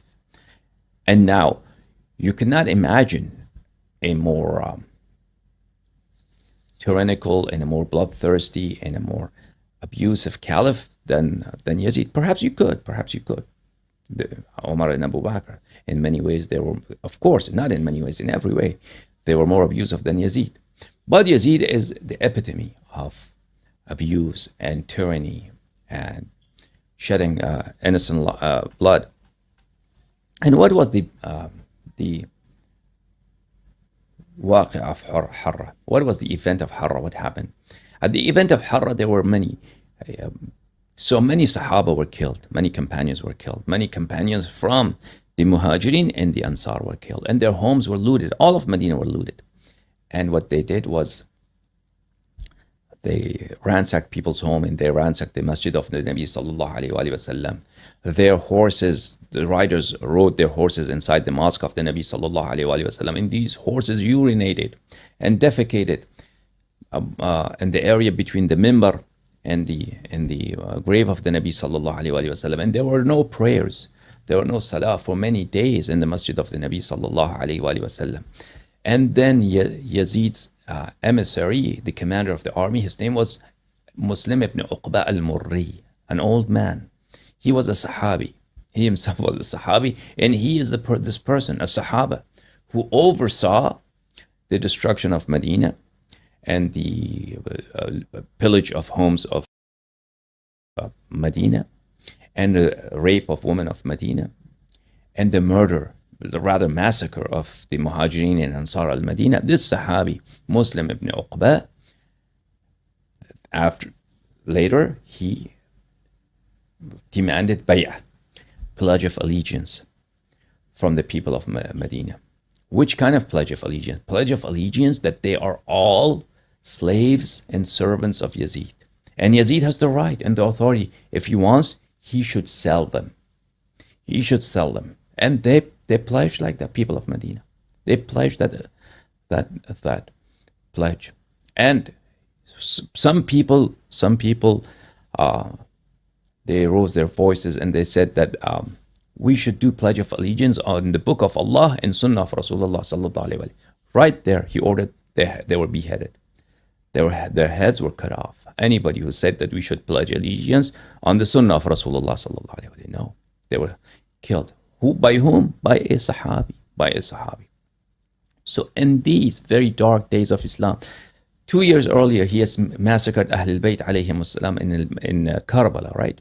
In those dark days, year 63, 2 years after Karbala, and what happened in Medina, the massacre, the rape, the looting, Abdullah ibn Umar's position, and the consensus of ulama, of Omari ulama's position is what? that all those people, all those Sahaba who were killed in Al-Harrah, ila Jahannam. Matamita than Jahiliyyah. They have died a pagan death. And it was haram, it was forbidden for them to rise against Yazid. Let me show you some evidence that I'm not making this up, and this is indeed true. This is the book of Al-Bidayah wa Nihaya by Ibn Kathir, volume number 8, published by Dari Ibn Kathir, year 2010, one of the most respected books of history. Respected by whom? By Salafis, because Ibn Kathir himself is a Salafi. Year 63, page number 307, Waq'atul Harrah, the event of Harrah, the incident of Harrah. Okay, here we go. This is page number 311. I have to be brief. I cannot narrate everything to you in detail. Muslim ibn Uqba gave free permission to his army for 3 days, that they can do anything to people of Medina for 3 days. So Medina, أباح Muslim ibn Uqba al-Madina ثلاثة أيام. Medina was permissible to do anything you like in Medina for 3 days. يقتلون من وجدوا من الناس. Whoever they found, whoever they encountered, they butchered them, the army of Yazid. ويأخذون الأموال, and they looted their homes, looted their wealth. ووقعوا على النساء, and they raped women. So much so, the rape was so vast, the rapes were so extensive, that it has been narrated that 1,000 women who were not married, 1,000 women who were not married, they became pregnant. They became pregnant. And later on, that generation of people who were born out of wedlock, they were born because of rape of Yazid's army, they were called Awlad al-Harrah, the children of Harrah, because their fathers were not known. And then a lot of women who had husbands, right? They became pregnant, so they could hide whose child there was. That is, they would be, of course, attached to their husband. They would be attributed to their husband, the child. But only the unmarried woman, 1,000 became pregnant. And then he narrates from Hisham ibn Hassan, ولدت 1000 امرأة من أهل المدينة بعد وقعة الحرة من غير زوج. 1,000 women who were not married. Married women, that's something else. Unmarried women, 1,000, they gave birth because they were raped at the event of Al-Harrah. And hundreds of Sahaba were killed, and thousands of people of Medina were murdered who were not Sahaba. This narration, at the end of this page, he narrates from Az-Zuhri. Let's go here at the end of the page. I asked Zuhri how many people were killed at the event of Harrah. He said 700 people from the most influential and most well-known faces of Muhajirin and Ansar, they were killed at the event of Harrah. وَوُجُوهِ الْمَوَالِي, and those who were Mawali, they were not from the tribes of Muhajirin and Ansar, but they lived amongst them. وَمِمَّنْ لَا أَعْرِفُ مِنْ حُرٍّ وَعَبْدٍ وَغَيْرِهِمْ 10,000, and 10,000 people were murdered and butchered. 10,000 people that I do not know their names, and they were not well known. Some of them were slaves, some of them were not slaves, some of them free, they were killed. This is Jawami' al-Sirah by Ibn Hazm al-Andalusi, published by Darul Ma'arif in Egypt. Page number 357, the governance of Yazid. The armies of Yazid, they attacked Medina, and they also attacked Mecca. فَقَتَلَ بَقَايَا الْمُهَاجِرِينَ وَالْأَنصَارِ يَوْمَ الْحَرَّةِ. They murdered and massacred all the remaining Sahaba from Muhajirin and Ansar in the day of Harrah. And then he mentions many tragedies that happened. وَجَالَتِ الْخِيَلُ فِي مَسْجِدِ رَسُولِ اللَّهِ صَلَّى اللَّهُ عَلَيْهِ وَآلِهِ. They raided their horses, they ran their horses, they galloped their horses inside the mosque of the Nabi sallallahu alaihi wasallam.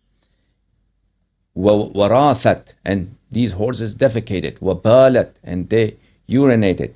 فِي الرَّوْضَ بَيْنَ الْقَبْرِ وَالْمِنْبَرِ, inside the mosque of the Nabi sallallahu alaihi wasallam, between the minbar and the grave of the Nabi sallallahu alaihi wasallam.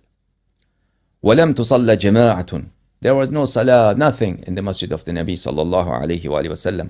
Sa'id ibn Musayyab, who's a tabi'i, and he is one of the companions of Imam al-Abidin alayhi salam. He says that there was no salah, no adhan, nothing. At that time, I used to hear adhan from the grave of the Nabi sallallahu alayhi wa sallam. In the days of Harrah, I used to hear the sound of adhan from the grave of the Nabi sallallahu alayhi wa sallam. And then Muslim ibn Uqba, himself a Sahabi. He is the commander, he is overseeing. And now Omari is in various countries. They come and they denounce the Shia, and they do takfir of Shia, and they say la'an of Shia. Why? Because Shia, they denounce Sahaba. They have bad words for some Sahaba, not all Sahaba, some Sahaba. Some Sahaba. So how do you explain this? These actions carried out by the Sahabi and other Sahabis like him who have carried out similar actions. Muslim ibn Uqba, Hafiz ibn Asakir, in Tarikh Asakir, he says he adraka an-Nabiy sallallahu alayhi wa sallam. He saw the Nabi sallallahu alayhi wa sallam. He saw the Nabi sallallahu, and that is suhbah, that is companionship. Being a Sahabi, that's the criterion. If you see the Nabi sallallahu alayhi wa sallam even for one moment, and you are Muslim, you are a Sahabi. Then Muslim ibn Uqba did what? He asked the people of Medina, he coerced them to make bay'ah of Yazid. Which kind of bay'ah? عَلَىٰ أَنَّهُمْ عَبِيدٌ لَهُ, that they are slaves of Yazid. People of Medina did bay'ah of Yazid as slaves. إِنْ شَاءَ بَاعَ وَإِنْ شَاءَ أَعْتَقَ. And it is Yazid's prerogative. It's Yazid's choice and option, whether he sells them or whether he frees them. People of Medina are slaves of Yazid. That's how they did. وذكر له بعضهم البيعة على حكم الله والقرآن والسنة وسنة رسول الله صلى الله عليه وسلم. Some of them said we do bay'ah on the book of Allah and sunnah of Rasulullah صلى الله عليه وسلم, not as slaves, but bay'ah on book of Allah and sunnah of Rasulullah صلى الله عليه وسلم. They proposed that, people of Medina, some of them. فأمر بقتله فضرب عنقه صبرا. He, the commander, ordered right away, cut off his head. And he was, such people who opposed this bay'ah were beheaded on the spot. And then of course Yazid went on to destroy the Kaaba. He threw rocks with a catapult on Kaaba, and he destroyed Kaaba, and that's famous too, right? Okay. This is Al-Isaba fi Tamyiz al-Sahaba li Ibn Hajar al-Asqalani, volume number 10, published in the year 2008. Page number 444, Muslim ibn Uqba. Isaba is a book, that a dictionary of Sahaba, an encyclopedia of Sahaba. Page 444, Sahabi number 8451, he is Muslim ibn Uqba, the same commander of Yazid, who oversaw the rape of women of Medina and destruction of Medina. قال أدرك النبي. Ibn Asakir says he is a Sahabi. He was present. He saw the Nabi sallallahu alayhi wa sallam. وشهد السفين مع معاوية وكان على الرجالة. He was one of the commanders of Muawiyah and the Battle of Siffin. This is مجموعة الفتاوى لابن تيمية الحراني, volume number 3. He published year 2005. Page number 254. والأمر الثاني فإن أهل المدينة النبوية نقضوا بيعته وأخرجوا نوابه وأهله. The people of Medina, they broke their bay'ah with Yazid, and they expelled Yazid's governors and Yazid's representatives from Al-Madinah. فَبَعَثَ إِلَيْهِمْ جَيْشًا.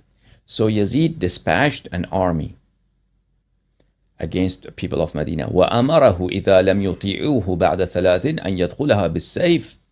And he commanded and he ordered his army that give the people of Medina a respite of 3 days. Give them warning for 3 days. And if they do not accept his rule, then they have to enter Medina with the sword. وَيُبِيحُهَا ثَلَاثًا. And for 3 days, make sure the people of Medina have no protection. And my army is free to do whatever they want in Medina for 3 days.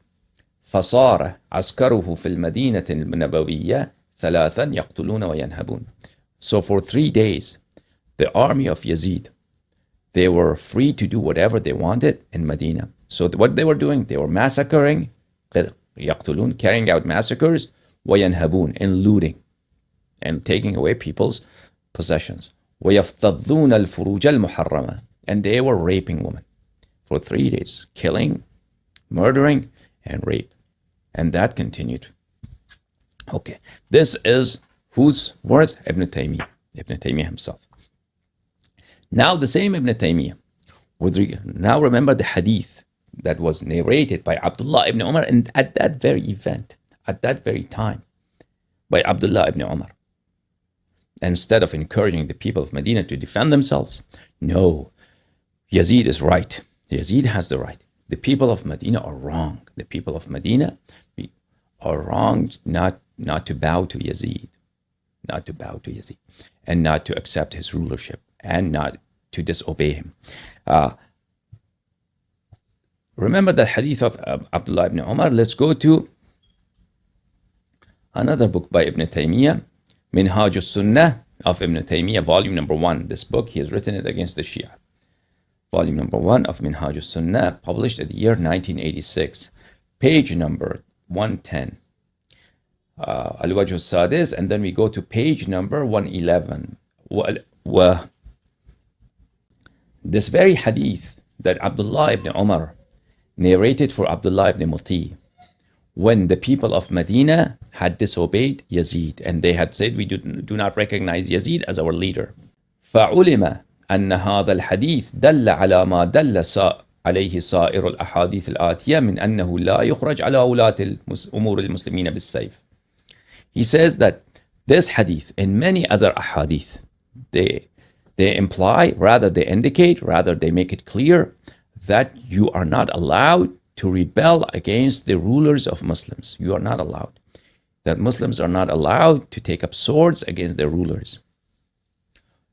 وَأَنَّ مَنْ لَمْ يَكُنْ مُطِيعًا لِوُلَاةِ الْأُمُورِ مَاتَ مِيتَةً جَالِيَةً. And this hadith is clear that a person who dies while he is not in obedience, while he is not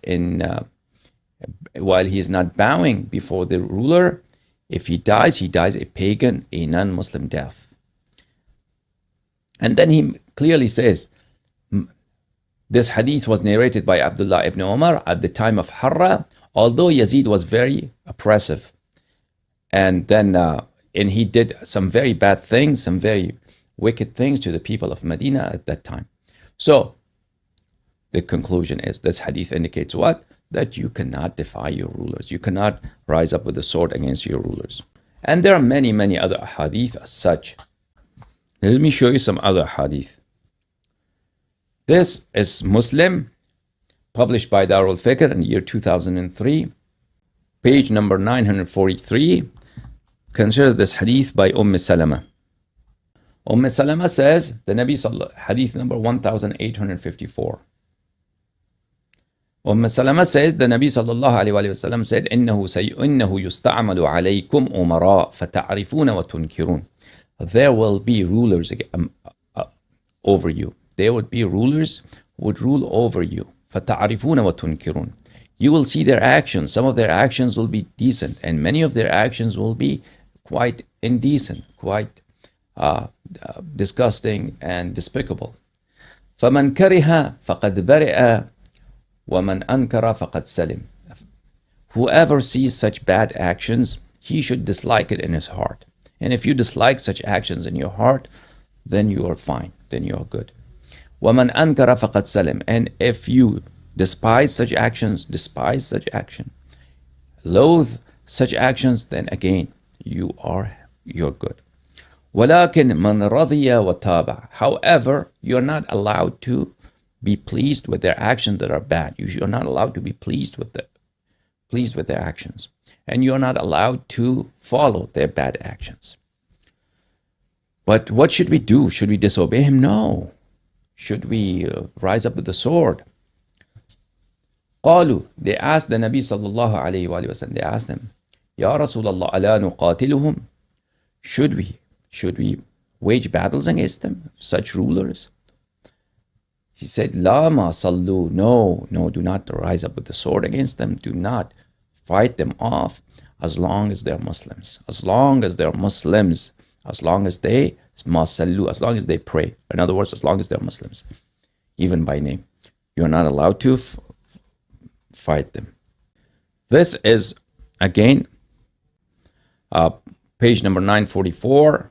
This hadith is by Auf ibn Malik. Auf ibn Malik. Auf ibn Malik narrates from Rasulullah sallallahu alayhi wa alihi wa sallam, قال خيار أئمتكم الذين تحبونهم ويحبونكم. The best of your rulers are those that you love them and they love you. ويصلون عليكم وتصلون عليهم. And you pray for them and they pray for you. وشرار أئمتكم. And the evil ones among the evil imams, the evil rulers of you are those الذين تبغضونهم ويبغضونكم. That they hate you and you hate them. وَتَلْعَنُونَهُمْ وَيَلْعَنُونَكُمْ. And you pray against them and they pray against you. You damn them and they send damnation against you. قِيلَ يَا رَسُولَ اللَّهِ صلى الله عليه وآله وسلم أَفَلَا نُنَابِذُهُمْ بِالسَّيْفِ.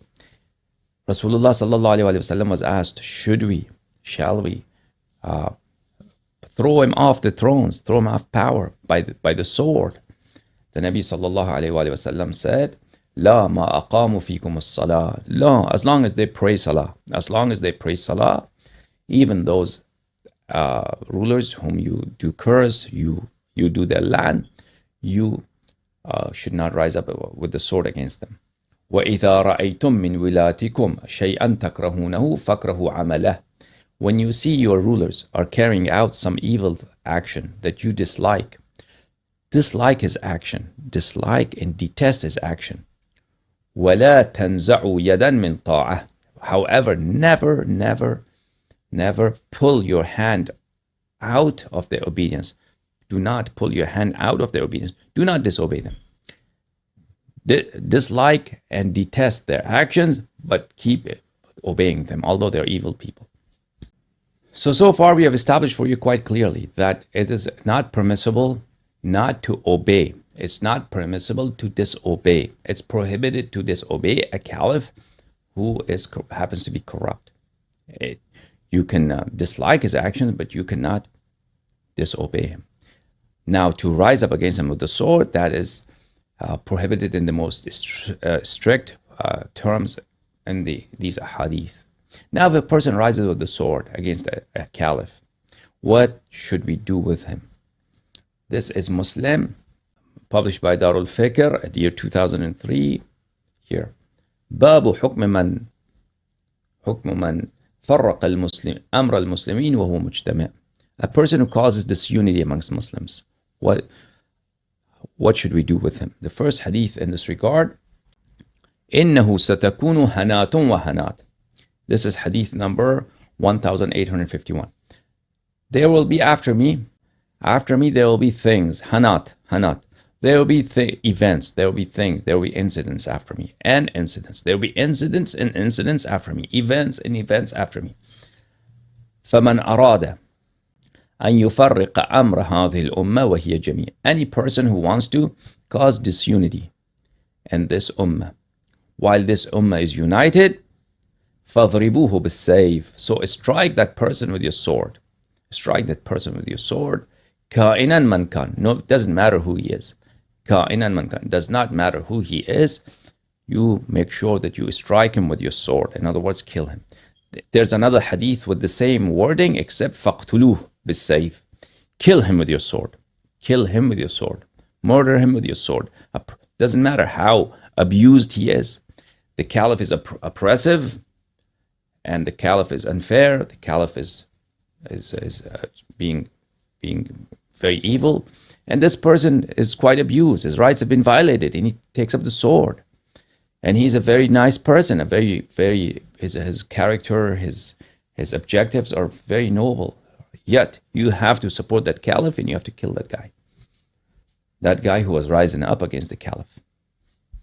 Second hadith. Okay, we got the second hadith. Let's go to the third hadith. Arfaja says, I heard the Nabi sallallahu alayhi wa sallam say, Man atakum. If a person comes to you, wa amrukum jami'a, على رجل واحد, and you are united under one banner, under one person.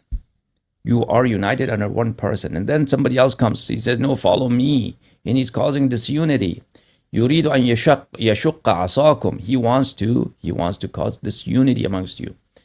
أو يفرق جماعتكم. Or he wants to cause your jama'ah, your group, to go and splinter into groups. He is causing disunity. فَاقْتُلُوهُ. Kill him. So, now having explained all of this, my dear brothers and sisters, now we come back. Do Omaris have any right to ask us why Amirul Mu'mineen alayhi salam did not rise up against Abu Bakr and Umar? So even if Abu Bakr and Umar were abusive, oppressive, tyrannical, they came to the throne, to the Masjid of Rasulullah sallallahu alayhi wa, seat of Rasulullah sallallahu alayhi wa, illegitimately. They have become, just as soon as they grab that seat, according to Omari perspective, they become legitimate caliphs. And then it is haram. It becomes haram, and not just any haram, because you can carry out many haram things and you do not die a pagan death, right? If you do not pray, you die a Muslim, you do not die a pagan death. If you fornicate, you do not die a pagan death. If you drink wine, you do not die a pagan death. These are all major sins. But if you do shirk in Allah, you die a pagan death.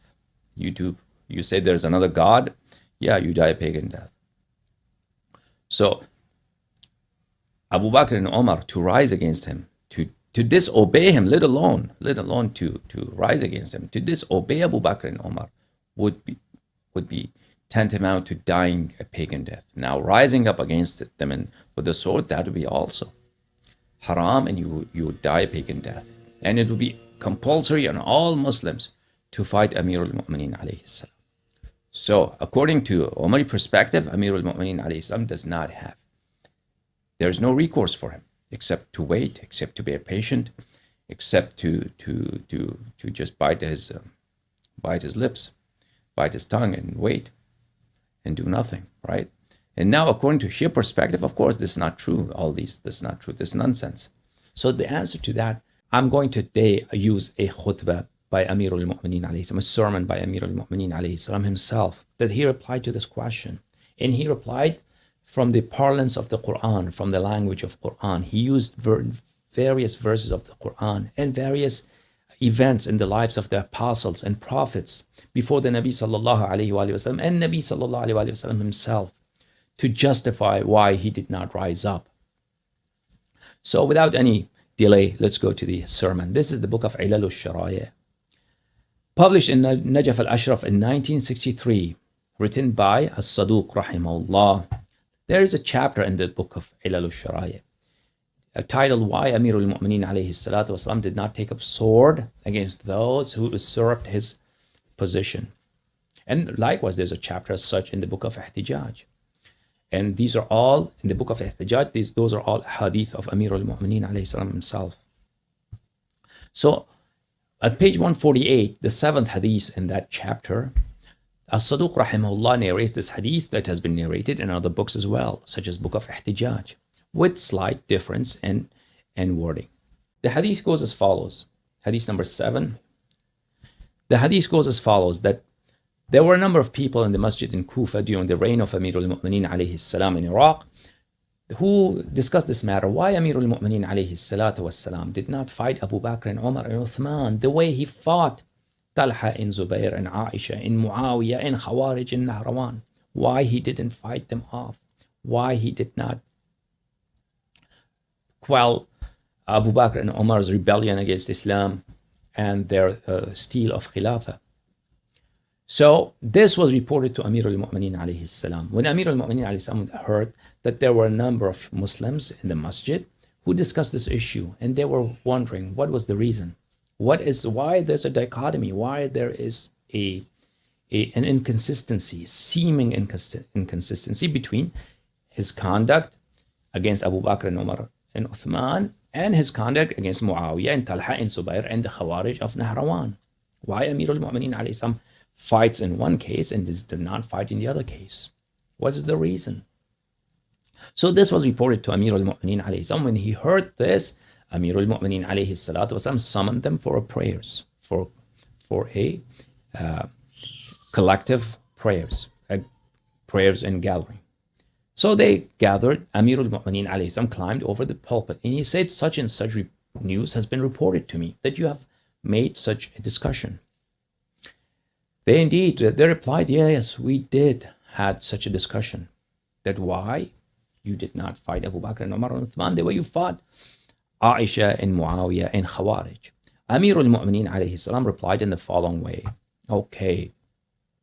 Said, فَإِنَّ لِي بسنة الأنبياء أسوة وقال الله عز وجل في كتابه لقد كان لكم في رسول الله صلى الله عليه وآله وسلم أسوة حسنة.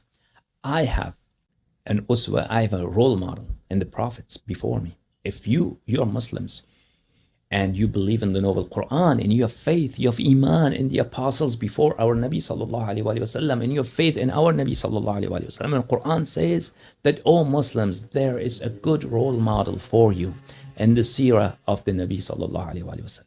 So for me, there's a role model in the apostles. People gathered there, they asked, which apostles are you talking about, Ya Amir al-Mu'mineen? So the Amir al-Mu'mineen alayhi salatu wasalam goes one prophet by the other. And he replies as follows. Ibrahim alayhi salam إذ قال لقومه وأعتزلكم وما تدعون من دون الله. Ibrahim alayhi salatu wasalam said to his people, وأعتزلكم, I'm going to depart. This is a verse in the noble Quran. وأعتزلكم وما تدعون من Surah Al-Hijr, as I recall. Perhaps I should show you the verse. Surah Maryam. Surah وَأَعْتَزِلُكُمْ وَمَا تَدْعُونَ مِن دُونِ اللَّهِ. So Ibrahim alayhi salatu wasalam showed some very fascinating, perplexing miracles. He was thrown into fire and the fire did not burn him. You have heard that, the events. So Ibrahim alayhi salatu wasalam, despite that people knew that these idols were fake, they were not gods. They did not listen to Ibrahim alayhi salam. And they knew Ibrahim alayhi salam was telling the truth, that he is indeed an apostle on the account of his miracles, on the account of his being truthful and honest. So they knew, and his message was rational and logical. But they did not accept him, and they not only did not accept his message, they showed their animosity. They always bothered Ibrahim alayhi salatu wassalam. Not only bothered, but they did adiyah to Ibrahim alayhi salam. They really perturbed Ibrahim alayhi salam. They would throw stones, or they would call him names, or they would ridicule him. It's like they did to all apostles before our Nabi sallallahu alayhi wa sallam. So Ibrahim alayhi salam saw all this enmity from his nation and from the king of the time, and nobody is believing in him. Nobody is becoming Muslim. So the only person who believed in him was his cousin, Lut alayhi salam. So, in short, Ibrahim alayhi salam said, وَأَعْتَزِلُكُمْ وَمَا تَدْعُونَ مِن دُونِ اللَّهِ. I'm going to abandon you. My people, I'm departing from you. I'm leaving Iraq, the Babylon. I'm not going to live here anymore. So he left and he went to Palestine. He lived to Syria. He went to another place. So the question is, why Ibrahim alayhi salam? Ibrahim was brave. Ibrahim was valiant. Ibrahim did not fear anyone but God. And Ibrahim was truthful in his message. And Namrud was everything opposite to Ibrahim alayhi salam. He was coward, and he was wrong. He was not the deity. Those idols were not gods. So why didn't Ibrahim alayhi salam fight them? That is the question. Why he did not fight them? Why he did not take up the sword and fight them, right? Likewise. So for whatever reason, Ibrahim alayhi salam did not fight his people. Why he did not fight them? Because nobody believed him. He didn't have any followers. He didn't have any soldiers. You fight them with what? You want to fight the king and all the people who disbelieve in you, who consider you a liar, who ridicule you. You will have to exterminate everybody. A great massacre. So Ibrahim alayhi salatu wasalam did not fight them for the obvious reason. So Amir al-Mu'mineen alayhi salam says, if you say that Ibrahim alayhi salatu wasalam decided to depart that land, and it's not easy to depart one's homeland, where you've grown up, where you have lived all your life, and all your friends, all your relatives, everything you know is in that environment. You want to leave it. That's not easy. And Ibrahim alayhi salam is leaving that behind. Why? Amir al-Mu'minin alayhi salam says, if you Muslims tell me that he left and departed Iraq, not for any animosity from his people, not because of very antagonistic and very negative behavior from all the people around him, rather they were very friendly for him, then you have lied. No, you've lied. That's a lie. That's not true. But if you believe that Ibrahim alayhi salatu wasalam, despite animosity from his people, he did not fight them. Rather, he accepted that waging a war, that is not the prudent thing to do. That is not the rational option to take. So he took another option. He left that area. If you agree with me that that was Ibrahim alayhi salatu wasalam's course, so if Ibrahim alayhi salam as a prophet, that was his reason, and you agree with him, then me as an heir of apostles, then that is the same argument as mine, and you cannot disagree with me. Okay. And then he said, وَلِي بِابْنِ خَالَتِهِ لُوطٌ أُسْوَى إِذْ قَالَ لِقَوْمِهِ لَوْ أَنَّ لِي بِكُمْ قُوَّةً أَوْ آوِي إِلَى رُكْنٍ شَدِيدٍ فإن قلتم إن لوطا عليه السلام كانت له بهم قوة فقد كفرتم وإن قلتم لم يكن له قوة فالوصي أعذر. And there's an example for me in Lot. He was a prophet, he's an apostle, he's infallible. He is indeed dispatched by Allah with a message to his people. And what did he say to his nation? He said, لو أن لي بكم قوة أو آوي إلى ركن شديد. I wish, it is my desire, I pray that if I had power, that if I had the might, if I had the force to fight you, or if I may take refuge in a fortress that's well protected. So he confessed to his people that he is weak and he is broken and he is defeated, and why he didn't fight them off. So what is the story of Lot? What is the story of Lot? He does not fight. And when did he say these words? That was when, let's go to the verse of the Noble Quran. I'm going to read to you the verse of the Noble Quran. It's quite an argument that each one of you Shia can make against any person who proclaims Iman in Quran and he proclaims to be a Muslim, and yet asks this question, that why didn't Amir al-Mu'minin alayhi fight Abu Bakr and Umar when his position of Imam was usurped and when his house was attacked? So the story of Lot is a story of a prophet, an apostle, whose house is attacked by a people who are very dishonorable, people who are very shameless and very criminal. Lot alayhi salam was a farmer. So he sees one late afternoon, he sees a group of men who are not from his town, who are rather alien to his place. They look like they're travelers. They are coming closer to his town, to his village. And Lot alayhi salam, when he sees them, that these group of travelers are coming, and they're good-looking men, and they are very handsome, and they are very mu'min, they are very faithful, they are pious. He could see from their faces that these are Muslim, and these are very pious individuals who are coming to his town. He became very upset. Why? Why would you become upset? You should become happy, right? If you have visitors from out of town and you are the only person in that town who is a Muslim, and you have visitors who seem to be very pious and good looking and very God-fearing, then you should be happy. But Lot alayhi salam became very upset. He became very grievous. Why? Because the people of his nation, the people of his town, the people in his city, they were criminals. They were sodomizers.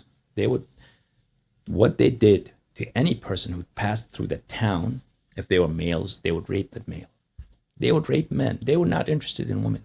They were sodomites who would rape men and who would take away their belongings, who would basically loot them. So for that reason, Lut alayhi salam became very upset. So he went and faced those travelers and said, stop, please, don't come to my city. Don't come to this town, because this is a nation who are criminals. They are rapists. The traveler said, no, it's very late. We have to stay here. We don't have any place to go. Please take us to your house. Please take us to your guest. As we guess, Lot pleaded again that please do not come to this town. I will not be able to protect you. My nation is a criminal nation. They are interested, and they will be interested. They will for sure try to rape you and sodomize you and then take away your belongings. They wouldn't listen. The travelers wouldn't listen, and they would say, no, you have to take us in. And these travelers were angels. They were Jibreel alayhi salam, Mikael, and some other angels, very, very prominent and very awesome angels of God. And they had come to this nation to destroy them, to punish them by the command of Allah. But Lot alayhi salam did not know yet that they were angels. So Lot alayhi salatu wasalam, when they insisted, he was forced to take him to his house. He takes them into his house, and his wife was a bad person. She did not believe in Lot alayhi salam, and she was following the path of the people of the town. And Lut alayhi salam pleaded with her that I'm going to forgive you for all the bad things, for all the misdeeds that you have done, you have committed to me. And if the Nabi forgives you, Allah forgives you too. So I will forgive you and I'll pray for you if you listen to me. Do not inform anyone that we have guests tonight. Do not inform your relatives, my neighbors, that we have guests tonight. She said, okay, I'll listen to that. I won't inform anyone. So the guests come into the house. But the woman, she's mischievous. She doesn't listen to Lot. She goes over the roof and she starts a fire as a symbol that there are people here in the house. And the people of the town, as soon as they realize that there are guests over at this old man's house who claims to be a prophet, this priest, this holy man's house, they're guests. So they came from every corner. They start pouring in from every house. Why? Because they came with joy. They came with jubilation, that they will have a good time tonight. They will have a night of rape and drinking and enjoyment till the morning, and they will be raping these fellows who are at Lut's house. So they came to Lut's house, and Lut alayhi salatu wassalam encountered them and said, don't do this. Don't do this. This is my house. In his house, Lut alayhi salam did not have any sons. He had only 2 daughters who believed in him, who were mu'min, and that was it. In his nation, nobody else believed in him. Nobody else had faith in God or Lut alayhi salam or in religion in his nation, except his 2 daughters. Even his wife was devious. So Lut alayhi salam said that do not dishonor me. At least I'm an old man from you, from your relatives, from your town. You have known me all your life. I have never done you wrong. Do not dishonor me in front of my guests, in front of my daughters, in my house. Don't do this. There, you have wives, you are married. Go to your wives. Go to your wives. If you're so much pressed for your sexual desire, your sexual tensions, your wives, go and sleep with your wives and have intercourse with your wives. Why you want interested in raping men? They've said, they started ridiculing Lot alayhi salam. What is this old man talking about? Doesn't he know it's haram? Women are haram for us. Women are forbidden for us. So they were ridiculing him, that you are saying that we should go to our wives, but you know we are pious, we are so pious. Women are haram, forbidden. Men are good for us. We have to rape these men. We have to. Lot alayhi salam pleaded with them, and then they got mad at Lot. And they said, didn't we tell you you're not allowed to have any guests? Didn't we tell you, old man, holy man? You claim to be holy man. You're crazy. We had told you, we had made it quite clear to you that you are not allowed to talk to any stranger. If there are strangers in town, they should come to us. We run this city, not you. You're not allowed to bring any guests in. At that point, Lut alayhi salam said, لو أن لي بكم قوة, I wish I had the power, I wish I had the force to fight you. أو آوي إلى ركن شديد, or I may go and take refuge into a very, very fortified palace, a castle, a fortress. So Lut alayhi salatu wassalam admitted that he doesn't have any options. It's him, his two daughters, and this well-armed posse, these criminals, these gangsters who have surrounded his house, and they want to break in, and they want to come in to do what? To keep raping again his guests in front of his daughters and in front of him. And there's nothing, even if he fights them, he will not be able to stop the rapes. They will rape them anyways.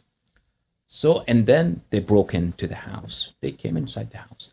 But that was Jibreel alayhi salam. They didn't know.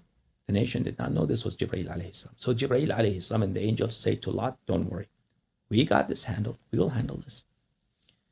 So we are here. We are angels of your Lord. We have come here to punish these people. We have come here to destroy these people. Lut alayhi salam became so happy. He said, please, right now, immediately destroy them now. The angel said, no, this is not the time.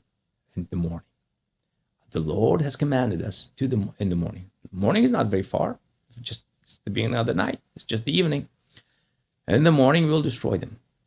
So Jibreel alayhi salatu wassalam, he, with his holy wing, alayhi salam, he slapped them and he hit them. And all these people who had broken into his house and they were surrounding his house, they all lost their sight. They became blind. They became blind. They became blind. All these people who had gathered with jubilation, with excitement, that we are going to go into Lut's house and we are going to have a night of partying, drinking, and raping. All of them, they became blind. And they realized that they have committed a grave error. And there was one person who was knowledgeable amongst them. And he said that this is the time that Lot was talking about. He had promised us that a punishment from the Lord, from the Creator, was about to befall them. He said that this is the moment, this is the time that he was talking about previously. Now is the time that's going to happen, that punishment is coming. He said, do not let Lot leave. Do not let Lut alayhi salam leave this town. Because if he leaves, as long as he's here, there will be no punishment. But if he leaves, punishment will come for sure. Divine punishment will come. Destruction will come. So they surrounded his house and they wouldn't let him leave. The angels told Lut alayhi salam to leave. Go with your daughter, with your daughters, and with you, and take your family with you. Go. But your wife, she is not going to survive. She will be punished. She will be destroyed in the punishment. Lut alayhi salam said, how could I leave? Look, they have surrounded around the house. So Jibreel alayhi salatu wasalam created a column of light. That's in the hadith, column of light. So he said, follow this column and don't look left or right. Don't turn around and leave. And they will not see you. And that's what happened. Lut alayhi salam left and that column of light. And no, they did not see him. His wife turned around and she was destroyed. And in the morning, Jibreel alayhi salatu wasalam and the angels, they destroyed that town. Everybody was destroyed. So Amir al-Mu'mineen alayhi salam says that is the story of Lot alayhi salam. His house was attacked. His house was attacked.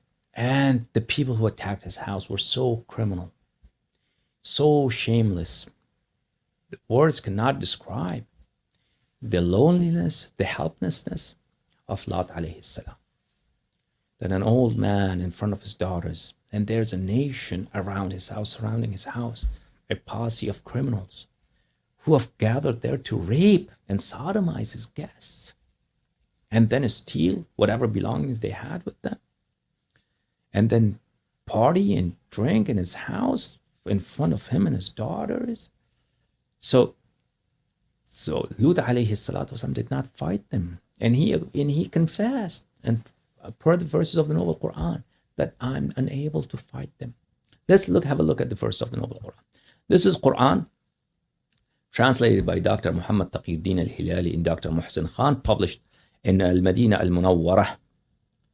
Let's have a look at these verses. Surah Al-Hud, verse number 77. وَلَمَّا جَاءَتْ رُسُلُنَا لُوطًا سِيءَ بِهِمْ وَضَاقَ زَرْعًا. Just one moment, please. Let me change the font in my pen, the font color.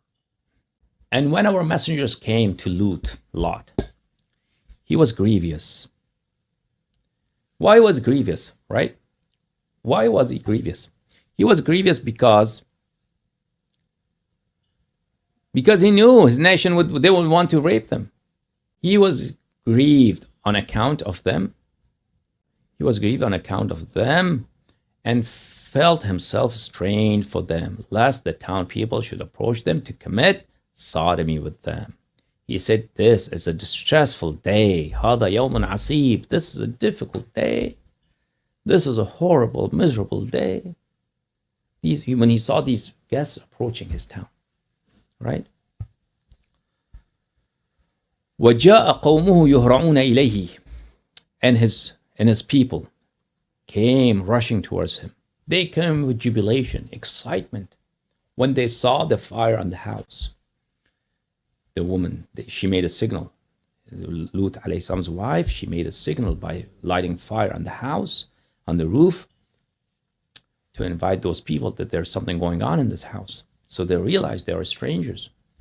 They're outsiders in this house staying overnight. So they came, yuhra'una, they came running.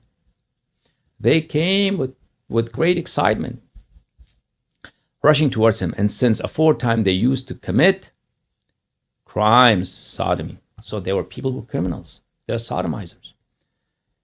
All of them, they were not interested in women. They were married, but they wouldn't touch their wives.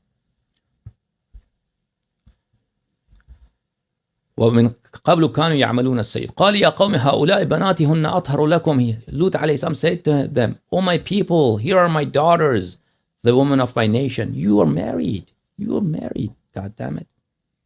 You all are married. Go to your wives. You want to have a good time. Go to your wives. Go to your families.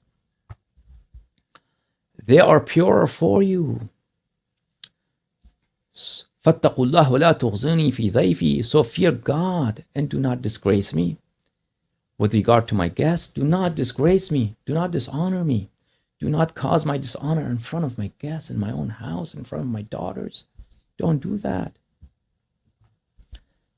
أليس منكم رجل رشيد. Is there not among you a single right-minded man, a single gentleman? There's not one gentleman amongst you. There's not one righteous person amongst you. There's not one honorable man amongst you. You, my town, everybody. Okay. قالوا لقد علمت ما لنا في بناتك من حق وإنك لا تعلم ما نريد. They said, surely you know that we have neither any desire nor need for your daughters. ما لنا في بناتك من حق. We have no right in our wives. We have no right in our own wives. Our wives are haram for us. We have to do some other thing. We have to commit sodomy. And indeed, you know well what we want. You know well what we want. You know well. We want to rape your guests. He said, what that I wish. What that means, I wish. I wish I had strength to overpower you. I had strength, I had men, I had soldiers, I had followers, I had helpers to overpower you. Or that I could betake myself to some powerful support to resist you. Okay? So Lut alayhi salam said these words. And then the adhab befell his people, the punishment. And then there's also these verses in Surah Al-Hijr.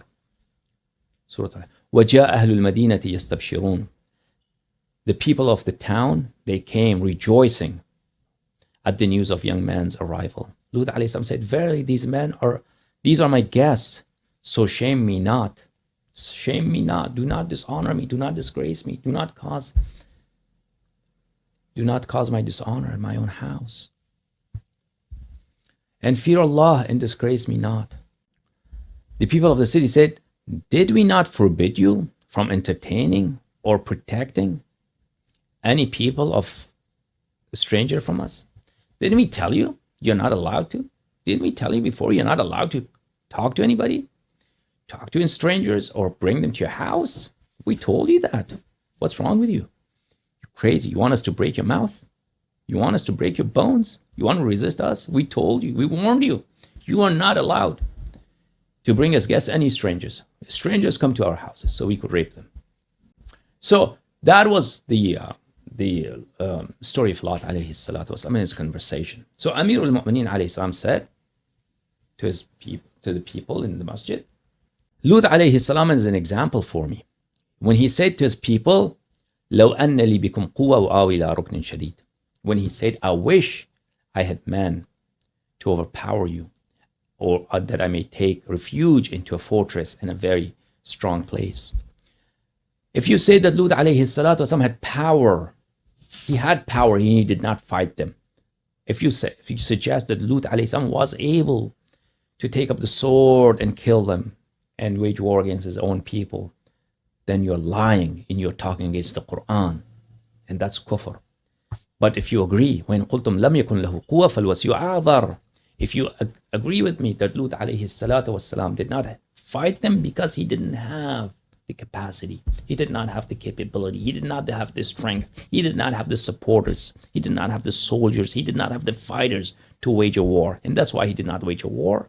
If you say that was his excuse, so consider that the same as my excuse. That's my excuse. That's my excuse. Amir al-Mu'mineen alayhi salam says in a khutbah in Nahj al-Balagha, and this khutbah has been narrated in Nahj al-Balagha in other books as well. It's called the khutbah shaqshaqiyya. The khutbah shaqshaqiyya. And shaqshaqa is the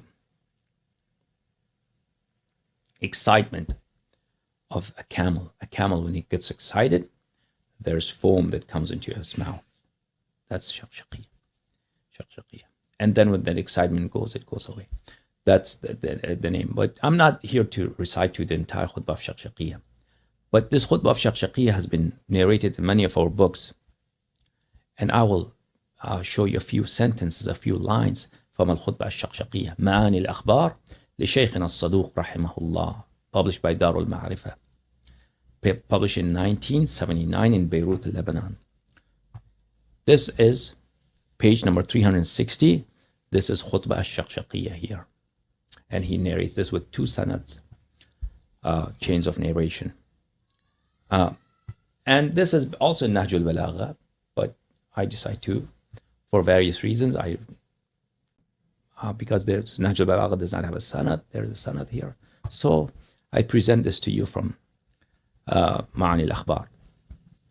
ولقد تقمص أخو تيم وإنه ليعلم أن محلي منها محل القطب من الرحى ينحدر عنه السيل ولا يرتقي إليه الطير فسدلت دونها ثوبا وطويت عنها كشحا وتفقت أرتعي ما بين أن أصول بيد جظاء أو أصبر على تخية عمياء.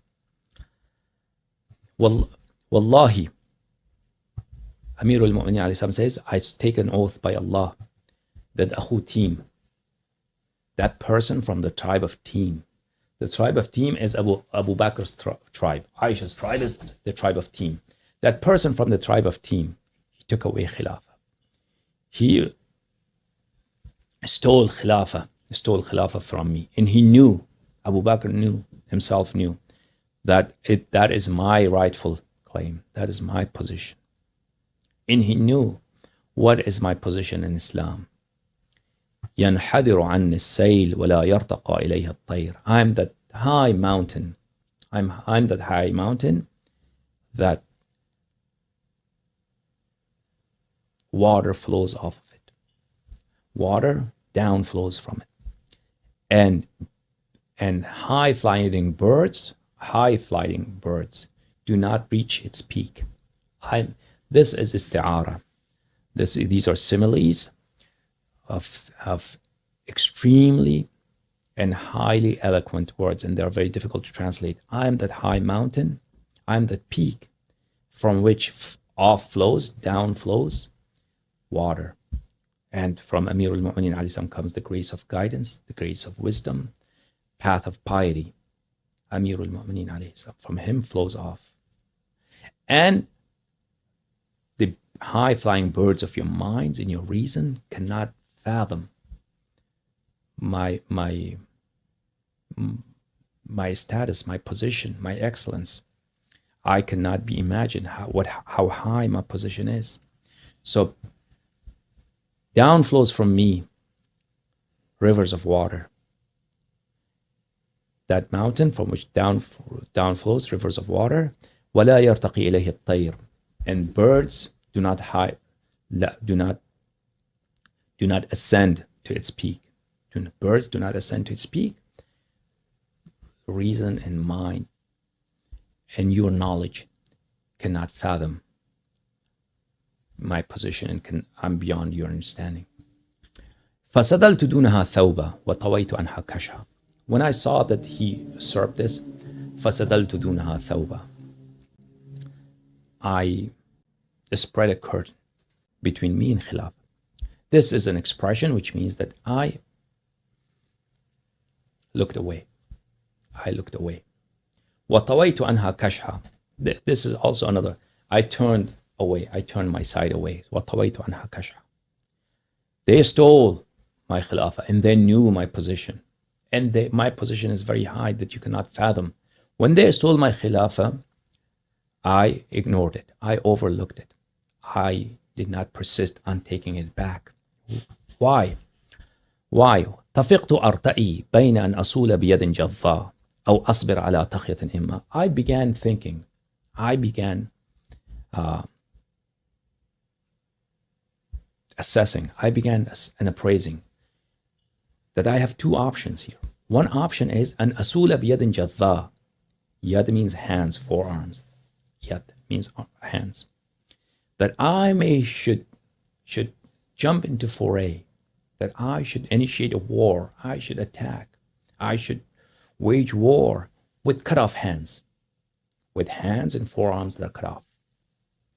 Hands, if your hands are cut off, you cannot fight, can you? So these are similes, that because a leader who doesn't have followers, a leader who does not have supporters, he is a leader whose arms are cut off. His arms are cut off, chopped off, right? So, فَتَفِقْتُ أَرْتَئِي, and I began assessing that I have two options. One option is to fight, to wage war with cut off arms, because he's a general, he is the Imam, he is the leader. And people have turned their backs to him, all cowards, bastards. So because soldiers for a general, supporters for a leader, followers for a leader, they are like hands for him, like hands for him. And if a leader doesn't have followers, if a general doesn't have soldiers, you could say his hands are cut off in a figurative way. So one option was that I fight them, that I jump into foray. بيد جزاء, with cut off hands. أو أصبر على تخية أمياء. And the other option is to wait, to be patient. تخية أمياء, be patient in a darkness that's blind, a darkness that's so blind. So تخية means clouds, dark clouds. Amya means so dark, blind, you cannot see anything. So if it's a night and dark, and they're full cloud, you can't see anything. So that's Khilafah of Abu Bakr and Umar before Amir al-Mu'mineen alayhi salatu wassalam.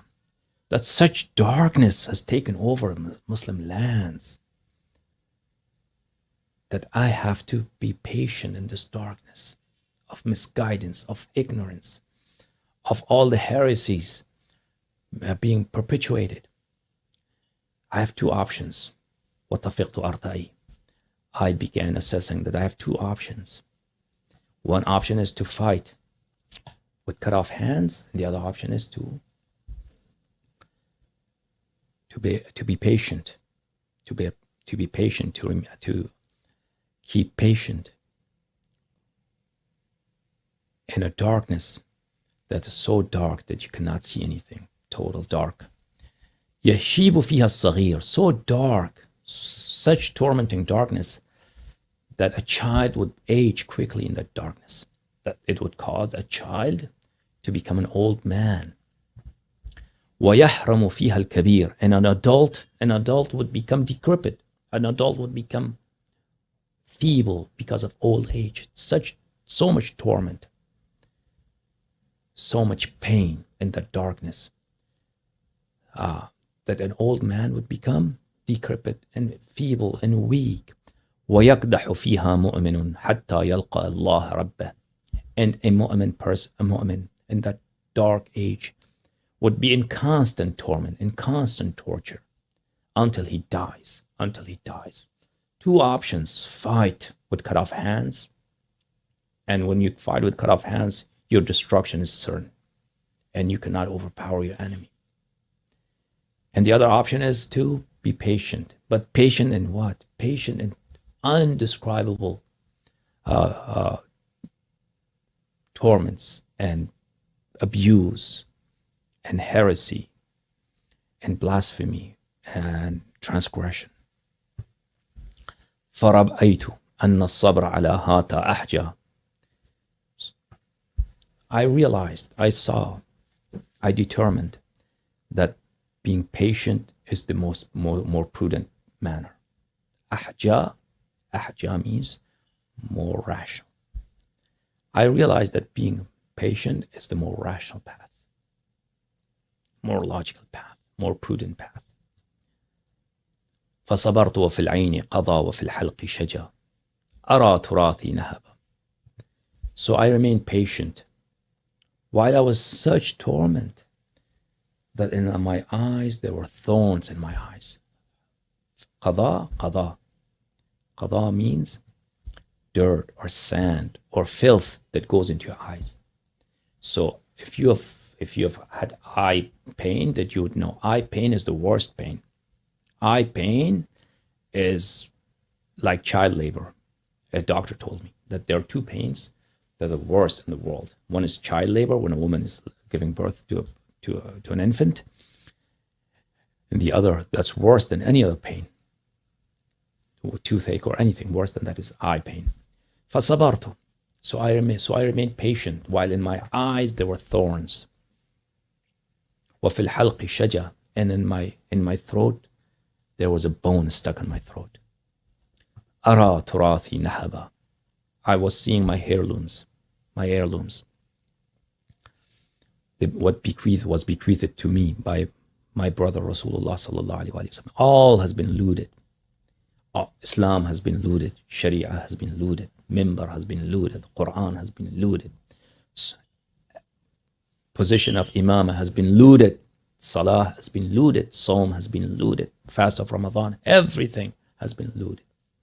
I saw everything has been violated and looted, but they had no choice to do sabr. There are many hadith in this regard, and there's a khutbah, a sermon by Amir al-Mu'mineen alayhi salatu wassalam in the book of Al-Rawda of Al-Kafi, the last volume of Al-Kafi, volume number 8, that is called Al-Khutbah At-Talutiyah. This khutbah was delivered by Amir al-Mu'mineen alayhi salam shortly after the demise of Rasulullah sallallahu alayhi wa sallam. It was delivered in Medina, and it was delivered in the days immediately after the usurpation of caliphate by Abu Bakr and Umar and their party. And this khutbah, narrated by one of the famous Sahaba of Rasulullah sallallahu alayhi wa sallam, Abu Tayham ibn Tayhan, whose name is Malik, establishes that Amir al-Mu'mineen alayhi salatu wasalam indeed tried to garner support. He tried to invite Muslims and call Muslims to enjoin them to support him, to be true to their pacts with Rasulullah sallallahu alayhi wa sallam, and to be loyal to the instructions of Rasulullah sallallahu alayhi wa sallam, and to show fidelity to the commands and the instructions of Rasulullah sallallahu alayhi wa sallam with regard to his succession. And I'm going to narrate this khutbah for you and read this khutbah and translate its words, and inshallah tabaraka wa ta'ala, and explain its meanings to you. And this would be the answer of Amirul Mu'mineen alayhi salam, yet another answer by Amirul Mu'mineen alayhi salam, and a clear explanation of what happened after the demise of the Nabi sallallahu alayhi wa sallam, and what were the circumstances that disallowed Amirul Mu'mineen alayhi salam from rising up with the sword and fighting Abu Bakr and Umar. The book on your screens is Al-Rawda min al-Kafi. This is volume number 8 of Al-Kafi al-Sharif, published by Dar al-Kutub al-Islamiyya in Tehran. And let's go to Al-Khutbah al-Talutiyya. This is page number 31 in this book. It's called Al-Talutiyya because Talut is a personality that has been mentioned in the Noble Quran. He was a king of Bani Israel, the Israelites, and he was appointed by Allah Ta'ala. Israelites demanded and requested their prophet Samuel to appoint someone as their king. And by divine command and by divine instructions, Samuel alayhi salam, he appointed Talut. Israelites did not like Talut because he was not wealthy, but Samuel said that he is indeed qualified to be your king because he is God. He's a very wise person, and he is very brave, and likewise he is very knowledgeable. This story is mentioned in several verses of the Noble Quran. And then he leads the army of Israelites to fight Goliath, and David eventually kills Goliath and he becomes the king. So that's the story. Now in this khutbah, because there's a mention of Talut, and Imam al-Sadiq alayhi salam said that soldiers of Talut, who were many, but then they abandoned Talut. They abandoned Talut because there was a test that Talut alayhi salam told him not to drink water. When they reached the river, the canal, the stream, they should not drink water, except just one handful of water. So everybody drank water, and those who drank water, they were not able to be present at the battle. Only 313 people didn't drink water. Because this Talut is mentioned in this khutbah, therefore this khutbah, this sermon has been called Al-Khutbah al-Talutiyya. So this is Al-Khutbah al-Talutiyya, the first page, and the first page pertains to the praise of Allah and his seeking of blessings for Rasulullah sallallahu alayhi wa sallam. So I'm going to, although they are important words and they need to be examined in its own place, but it does not, these words do not pertain to our topic today. So I'm going to start, and plus you don't have patience, you want something brief anyways. So I'm going to start from the next page, from page number 32, whereby Amir al-Mu'mineen alayhi salatu wasalam comes to the point, and he addresses the issue at hand, and others, that is the usurpation of Khilafah. So this was a very tumultuous time. Rasulullah sallallahu alayhi wa sallam has just passed away, and Khilafah has been usurped, and Abu Bakr and Umar, they claim to be rulers and guides and leaders of the Islamic world. And Amir al-Mu'mineen alayhi salatu wasalam, being true to the instructions of Rasulullah sallallahu alayhi wa sallam on the question of succession and leadership, he wants to challenge Abu Bakr and Umar. And he is facing this community of Muslims who are very fidel, rather who do not have fidelity, who are very disloyal and disobedient, and if they've forgotten, not even forgotten, but they're ignoring the instructions of the Nabi sallallahu alayhi wa sallam and the pacts that they had made with Amir al-Mu'mineen alayhi salam at Ghadir, to be loyal to him, to be subservient to him, and to defend him and to follow him. So Amir al-Mu'mineen alayhi salatu wasalam is addressing this nation. So these are the words of Amir al-Mu'mineen alayhi salam. أيها الأمة التي خدعت فانخدعت. O my congregation, O group of people of Medina, O Muslims, you have been deceived, you have been duped, you have been misguided, فَانْخَدَعَتْ, and you have, with pleasure, accepted this misguidance. You are a group of people who have been misguided, فَانْخَدَعَتْ. Not only you have been misguided and led astray from the commands of Rasulullah sallallahu alaihi wasallam, you have knowingly accepted that misguidance. It's not that you do not know. Your situation is not that you do not know, and that is quite an important point in the lives of human beings. If you know, most human beings, they do not follow evidence, they do not follow reason. Majority of people, if they want to believe in something and they want to do something, it does not matter if there is evidence to the contrary, if there is proof that their position is wrong. And you could see that in your daily lives, on political issues, on social issues, on many issues in the society.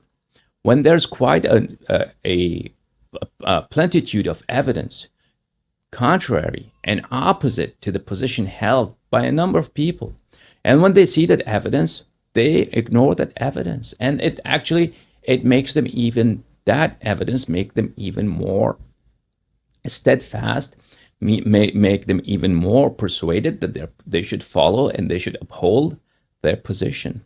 And this is a bias, and that you can see in the society, right? In the elections, for instance, there have been many studies in elections that when a evidence is presented that's damaging to a candidate, his followers just ignore that evidence, even if that evidence is quite credible, and even that evidence would make that candidate disqualified to the position that he's aspiring for. So this is quite often on social issues and political issues. You could see that, and in religious issues as well. It is not that on a lot of issues, people just follow what they have been following. And it doesn't matter, their position is wrong. Ibrahim alayhi salam, he broke all the idols except the big one. The big idol he didn't break, and he left the axe with the big idol. And when the people came, he said, who has done this? Who has broken all the idols? They came to Ibrahim alayhi salam. Ibrahim alayhi salatu wasalam said, the big idol has done this. If he speaks, if he's able to talk, then he has done it. Go ask him. And people knew idols don't talk. Idols do not do anything. Idols don't have any life. Idols are nothing. They knew that. Yet they still continued to worship. And they knew Ibrahim alayhi salam was truthful. And the religion that he was propagating was indeed from the Lord. Yet, what did they do? They said, Ibrahim, you're a liar. And they said, these idols are true gods. Even they knew quite clearly. They understood without any ambiguity that these idols are not gods. And Ibrahim alayhi salam is indeed a holy man, a prophet, a messenger from the creator of the universe. But it didn't matter to them. This happens quite often in history of mankind. Okay, and the people of, another incident would be the people of Moses alayhi salam, followers of Moses alayhi salam. They all started to pray and worship, pray for and worship a calf, a golden calf, basically an idol, while they all knew that this calf was not God, all right? So Amir al-Mu'mineen alayhi salatu wassalam, with expressing his displeasure, expressing his anger and anguish with regard to the people of Medina and their lack of loyalty to the instructions of Rasulullah sallallahu alaihi wasallam, he says, "Ayyuhal ummah, you are a community. Khudi'at, you have been misguided. Fankhada'at, and you have accepted with pleasure. You have accepted this misguidance with pleasure. وَعَرَفَتْ خَدِيعَةَ مَنْ خَدَعَهَا فَأَصَرَّتْ عَلَى مَا عَرَفَتْ. And you are a nation that you have realized that you have been misguided. You have realized that this sham bay'ah of Abu Bakr, this drama of Abu Bakr being the caliph of Rasulullah sallallahu alaihi wasallam is false, is not true. You know that. You know that. وَعَرَفَتْ, you quite clear, you have realized and you have recognized the trick of those who have tricked you. The trick of those who have tricked you. Those who have falsified evidence for you. You have realized that this evidence, Abu Bakr's evidence for him deserving the Khilafah, is falsified. You have known this falsification. Yet you want to persist in accepting that falsehood. It reminds me of 2003 when the United States wanted to attack Iraq. And there was a propaganda campaign on all major media that Iraq has weapons of mass destruction. And at that time, I remember most people knew, I'm not talking about people on the streets, but most learned people, most reporters, most people in the media, most politicians, they knew. And if you remember all the debates in the Senate that happened at that time, it was quite clear they knew that this is not true. Weapons of mass destruction, not that I'm defending Saddam. Toppling Saddam was indeed a good thing, a favor America did to Shia. That was a good thing, but the pretext under which it was carried out was a lie that Saddam has weapons of mass destruction. And people knew that. Yet they were continuing this falsehood, repeating this falsehood, because after 2001, the United States and most people and politicians, everybody had this anger against Muslims, against Arabs. So they wanted somebody's butt, somebody's backside to kick. And they kicked somebody's backside. And that happened to be Saddam. So this was a time that most people knew that this evidence that is being presented is not credible. And it was quite obvious at that time. And yet people decided to believe in it. So Amir al-Mu'mineen alayhi salatu wasalam says that you have realized, people of Medina, you know, Muslims, you know that you have been led astray. Yet you persist in accepting, in embracing that misguidance and being led astray. وَاتَّبَعْتْ أَهْوَاءَهَا, you have decided to follow your wishful thinking. You have decided, you're a nation that has decided to follow its whims, its wishful thinking, not the truth, not the instructions of the divine messenger of Rasulullah sallallahu alayhi wa sallam. وَضَرَبَتْ فِي عَشْوَى غَوَايَتِهَا. Ashwa means darkness. Ghawaya means misguidance, ignorance. And you have decided to traverse the earth. ضَرَبَت, to traverse the earth, to travel, to take a journey, to take a voyage on earth. So you have decided to traverse in the darkness of your misguidance, in the darkness of your ignorance. وَقَدْ اسْتَبَانَ لَهَا الْحَقُّ فَصَصُدَّتْ عَنْهُمْ. Haqq has become clear to you. It's not that you do not know Haqq. You know Haqq, you know the truth, but you want to turn your faces away. You do not want to face the truth.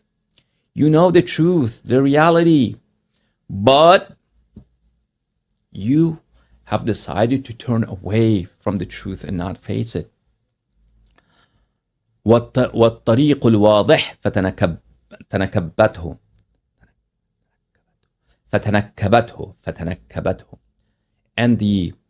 And the clear path has become clear to you. It's become abundantly apparent for you. You can see the clear way, but you have decided to sidestep and avoid that clean path and clean way. Then there are words of Amir al-Mu'mineen alayhi salatu wasalam that I have not highlighted. And it would be appropriate that I've translated them for you because they pertain quite well to the topic that we are discussing. It will make my speech a little long, and many of you perhaps would want very short clips, but if you bear with me, these words are very, very eloquent words in Arabic. And eloquent words, especially if there are a lot of metaphors used, are not easy and are not speedy to be translated. They can be translated with explanation, with footnotes, And that is something that you have to bear with me. وَأَمَّا وَالَّذِي فَلَقَ الْحَبَّةِ أَمَا وَالَّذِي فَلَقَ الْحَبَّةِ I take a solemn oath by that Lord who has split the seed. وَبَرَأَ النَّسَمَةِ and He has created mankind. لَوْ اقْتَبَسْتُمُ الْعِلْمَ مِنْ مَعْدِنِهِ if you seek knowledge from its true source, meaning Himself, meaning Ahlul Bayt alayhi salam, if you seek guidance from its source, وَشَرَبْتُمُ الْمَاءَ بِعُذُوبَتِهِ and if you decide to drink clean water from its original spring, that means His knowledge, His guidance is the life-saving water. The thirsty people of the earth, they need that water. So if you decide to go to that spring, to that gushing stream of clean water, if you decide to take water and drink water from its spring, وَادَّخَرْتُمُ الْخَيْرَ مِنْ مَوْضِعِهِ and if you should decide to treasure the good, to acquire the good from its source, from its place where it's to be found, وَأَخَذْتُمُ الطَّرِيقَ مِنْ وَاضِحِهِ and if you decide to accept the correct path, the right path, from the guide, from the teacher who is going to lead you to that correct path, وَسَلَكْتُمْ مِنَ الْحَقِّ نَهْجَهِ and if you should decide to follow the path of righteousness, the path of truth, the path that there is no falsehood, there is no doubts therein, لَنَهَجَتْ بِكُمُ السُّبُلُ وَبَدَتْ لَكُمُ الْأَعْلَامِ in that case, pathways, the highway to God's pleasure, the highway to prosperity, both spiritual and material, it will become abundantly clear for you. And the flags, a'lam, flags and banners. The banners, because if you are following a destination and you want to reach that destination and you're following the highway, there are going to be banners on the highway that are going to lead you to your destination. And those banners of your destination will keep appearing for you. وَأَذَاءَ لَكُمُ الْإِسْلَامِ and the light of Islam will shine over you. فَأَكَلْتُمْ رَغَدًا and then you would live in prosperity. فَأَكَلْتُمْ رَغَدًا and then you will live in abundance and prosperity. وَمَا عَالَ فِيكُمْ عَائِلٍ and there will be no one poor amongst you. There would be no one poor amongst you. There would be no one impoverished amongst you. وَلَا ظَلَمَ مِنْكُمْ مُسْلِمٌ وَلَا مُؤَاهِدٌ and there will be no abuse in your society. Neither a Muslim nor a non-Muslim would be able to abuse, to violate other people's rights amongst you. So Amir al-Mu'mineen alayhi salatu wassalam is saying, if you follow me, if you follow the true leader that Allah and His Rasul sallallahu alayhi wa alihi wasallam have appointed, have anointed, have selected for you, that you quite clearly know that He is the righteous heir of the Rasul sallallahu alayhi wa alihi wasallam, and you are divinely obligated to follow Him and to support Him and to sacrifice for Him. If you do that, then a prosperity and abundance and a bliss spiritually and materially awaits you that's beyond description. Walakin, alas, that is not the case. You do not want that. Walakin salaktum sabil al-dhulam. However, you have decided to follow the highway of darkness, the path of darkness. فَأَظْلَمَتْ عَلَيْكُمْ دُنْيَاكُمْ بِرَحْبِهَا. So since you have decided to follow the path of darkness, your expansive world, your wide world has become so restricted and so tight for you. وَسُدَّتْ عَلَيْكُمْ أَبْوَابُ الْعِلْمِ. The doors of knowledge, the doors of divine guidance have been shut over you. فَقُلْتُمْ بِأَهْوَائِكُمْ وَاخْتَلَفْتُمْ فِي دِينِكُمْ. You want to فَقُلْتُمْ. قَول does not mean only words, it also means belief. فَقُلْتُمْ بِأَهْوَائِكُمْ. You believe in your whims. You believe in your wishful thinkings. وَاخْتَلَفْتُمْ فِي دِينِكُمْ. And right a few days after the demise of the Nabi sallallahu alayhi wa sallam, immediately you have begun disputing and being disunited in your religion, in your faith. فَأَفْتَيْتُمْ فِي دِينِ اللَّهِ بِغَيْرِ عِلْمٍ. And you cause heresy, and you have started initiating heresies in religion of Allah. So you issue verdicts that have no basis in the sunnah of Rasulullah sallallahu alayhi wa sallam or Quran. وَاتَّبَعْتُمُ الْغُوَاةَ فَأَغْوَتْكُمْ. And you have decided to follow demons, and they will lead you astray. فَاتَّبَعْتُمُ الْغُوَاةَ فَأَغْوَتْكُمْ. You have decided willfully to follow demons, and of course they will lead you astray. وَتَرَكْتُمُ الْأَئِمَّةَ فَتَرَكُوكُمْ. And you have abandoned your imams. Ahlul Bayt alayhim as-salam are the imams. You have abandoned your imams. And so your imams, Ahlul Bayt alayhim as-salatu was-salam, have abandoned you because you have turned your backs to them and you do not listen to them. فَأَصْبَحْتُمْ تَحْكُمُونَ بِأَهْوَائِكُمْ. So you have become a nation. You have become a nation that you make rulings out of your wishful thinkings and out of your whims and out of your worldly lust. إذا ذكر الأمر سألتم أهل الذكر فإذا أفتوكم قلتم هو العلم بعينه. And if you're perplexed on a matter that you do not know, if there comes a matter that's quite distressing, that needs an urgent solution, and you do not know its solution, you come to me. You come to me and ask me for explanation. And when I explain it for you, that this matter that's distressing you so much, and you urgently need a solution, and I explain that for you, then you confess that indeed this is leadership, this is guidance, this is knowledge, this is divine guidance. You confess and you admit.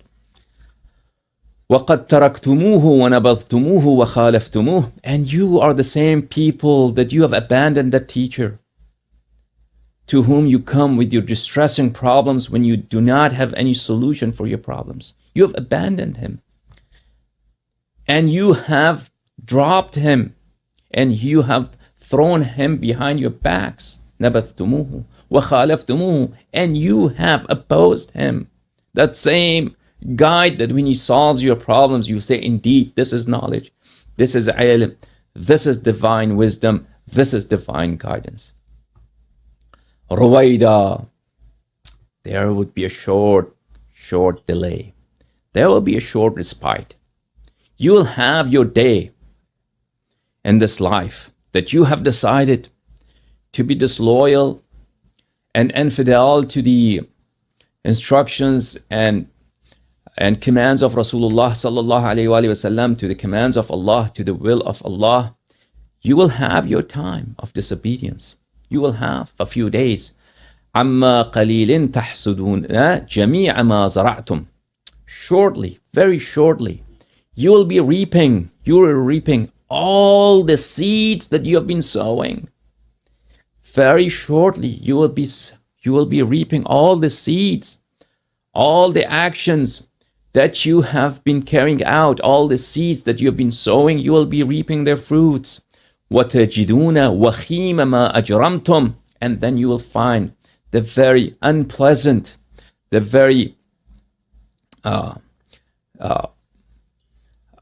unpalatable. وَخِيمَ مَا أَجْرَمْتُمْ. And very soon you'll find the very unpalatable outcomes of your crimes, of your offenses, of your sins. وَمَا اجْتَلَبْتُمْ. And the undesirable consequences of your actions. Very soon you will find them.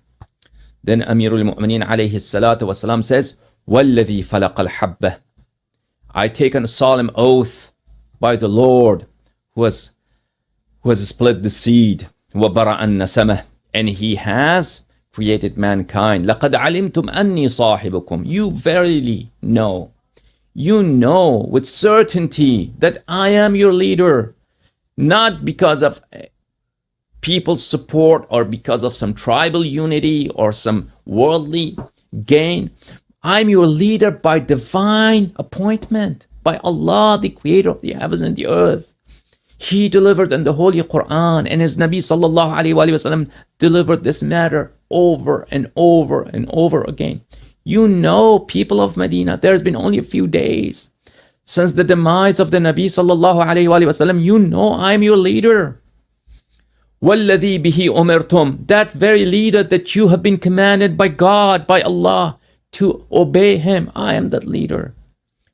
وَأَنِّي عَالِمُكُمْ and that I am your teacher. I am your knowledgeable guide.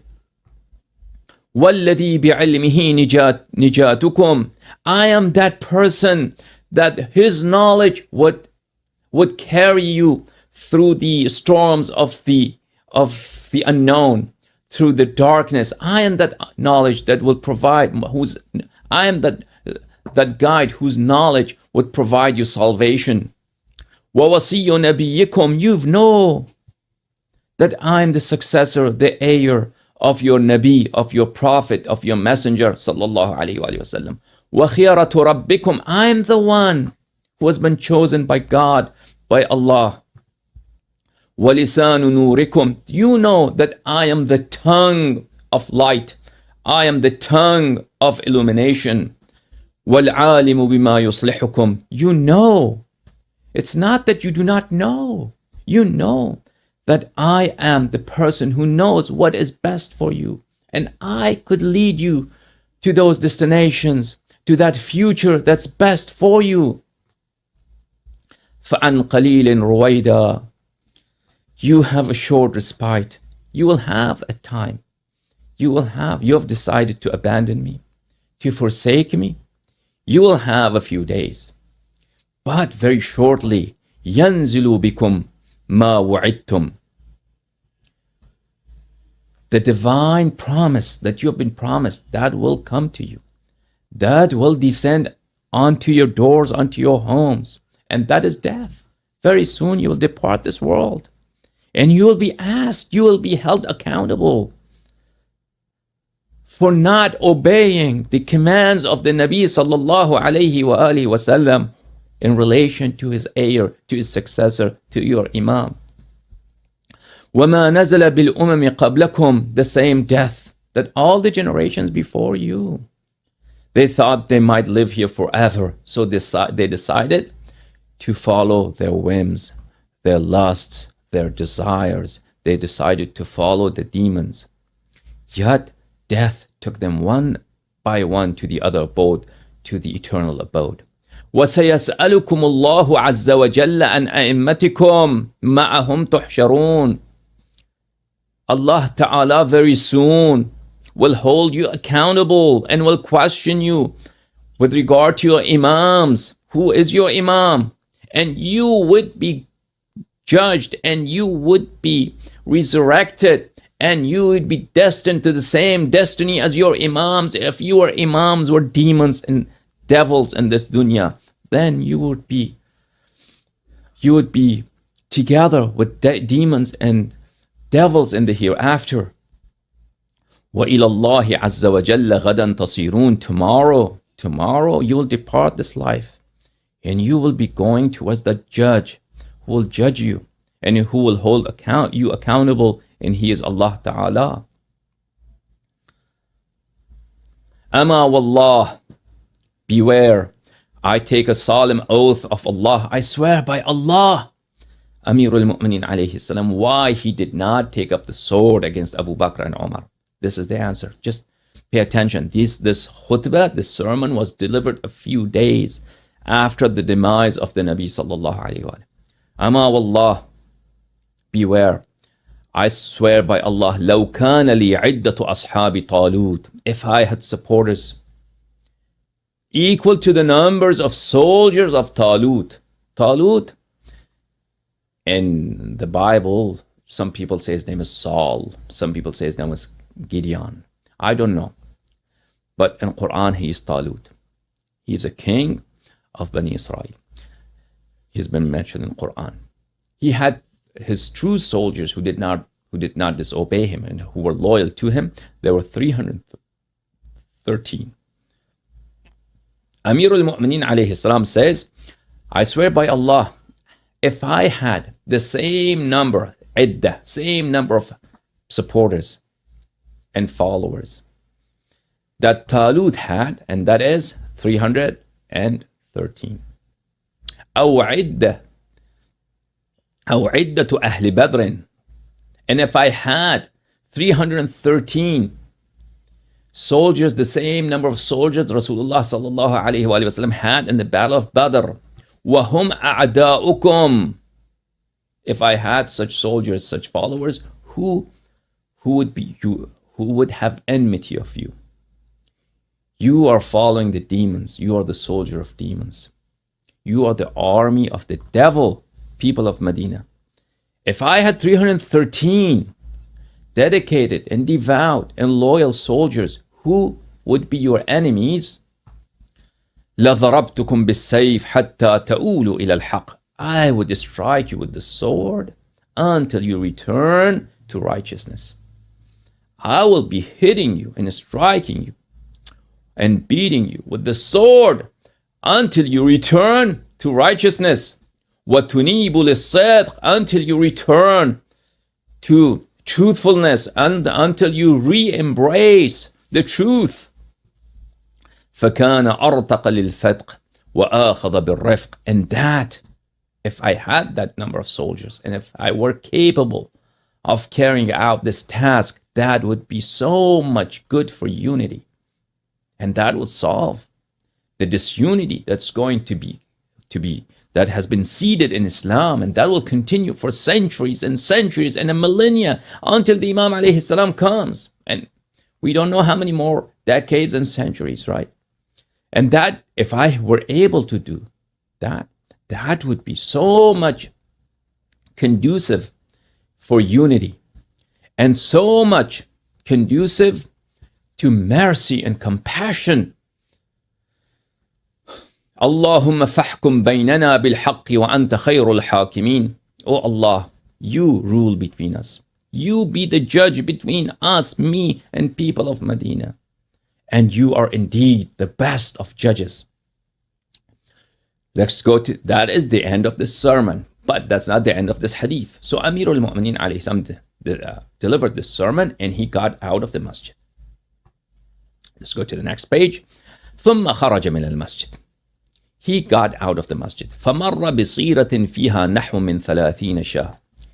He passed by a herd of sheep, goats, sheep. And in that herd there were about 30, نحو من 30, about 30 sheeps. So first he said, I wish I had the same number of the soldiers of Talut, of soldiers of the Nabi sallallahu alayhi wa sallam, and the battle of Badr. There were 313. Now he decreases the number to a fraction of that, to 1/10 of that. From 313, he decreased it to 30. So he says, there were 30 sheep there. فقال, he said, Wallahi, I swear by God, I swear by Allah, لو أن لي رجالا ينصحون لله عز وجل وإلى رسوله صلى الله عليه وآله. If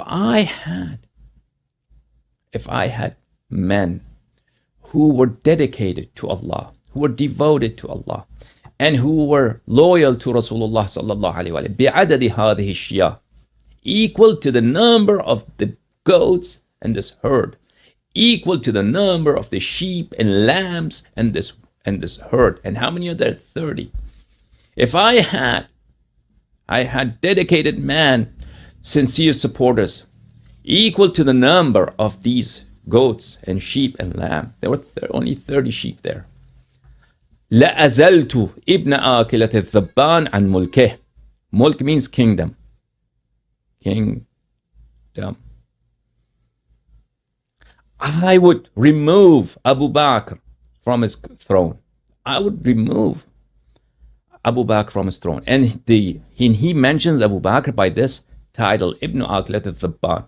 Thabban are the insects, flies. Abu Bakr's mother was known to like bugs, and she would eat bugs. So, and that is mentioned in many hadith, even in the books of the Omaris.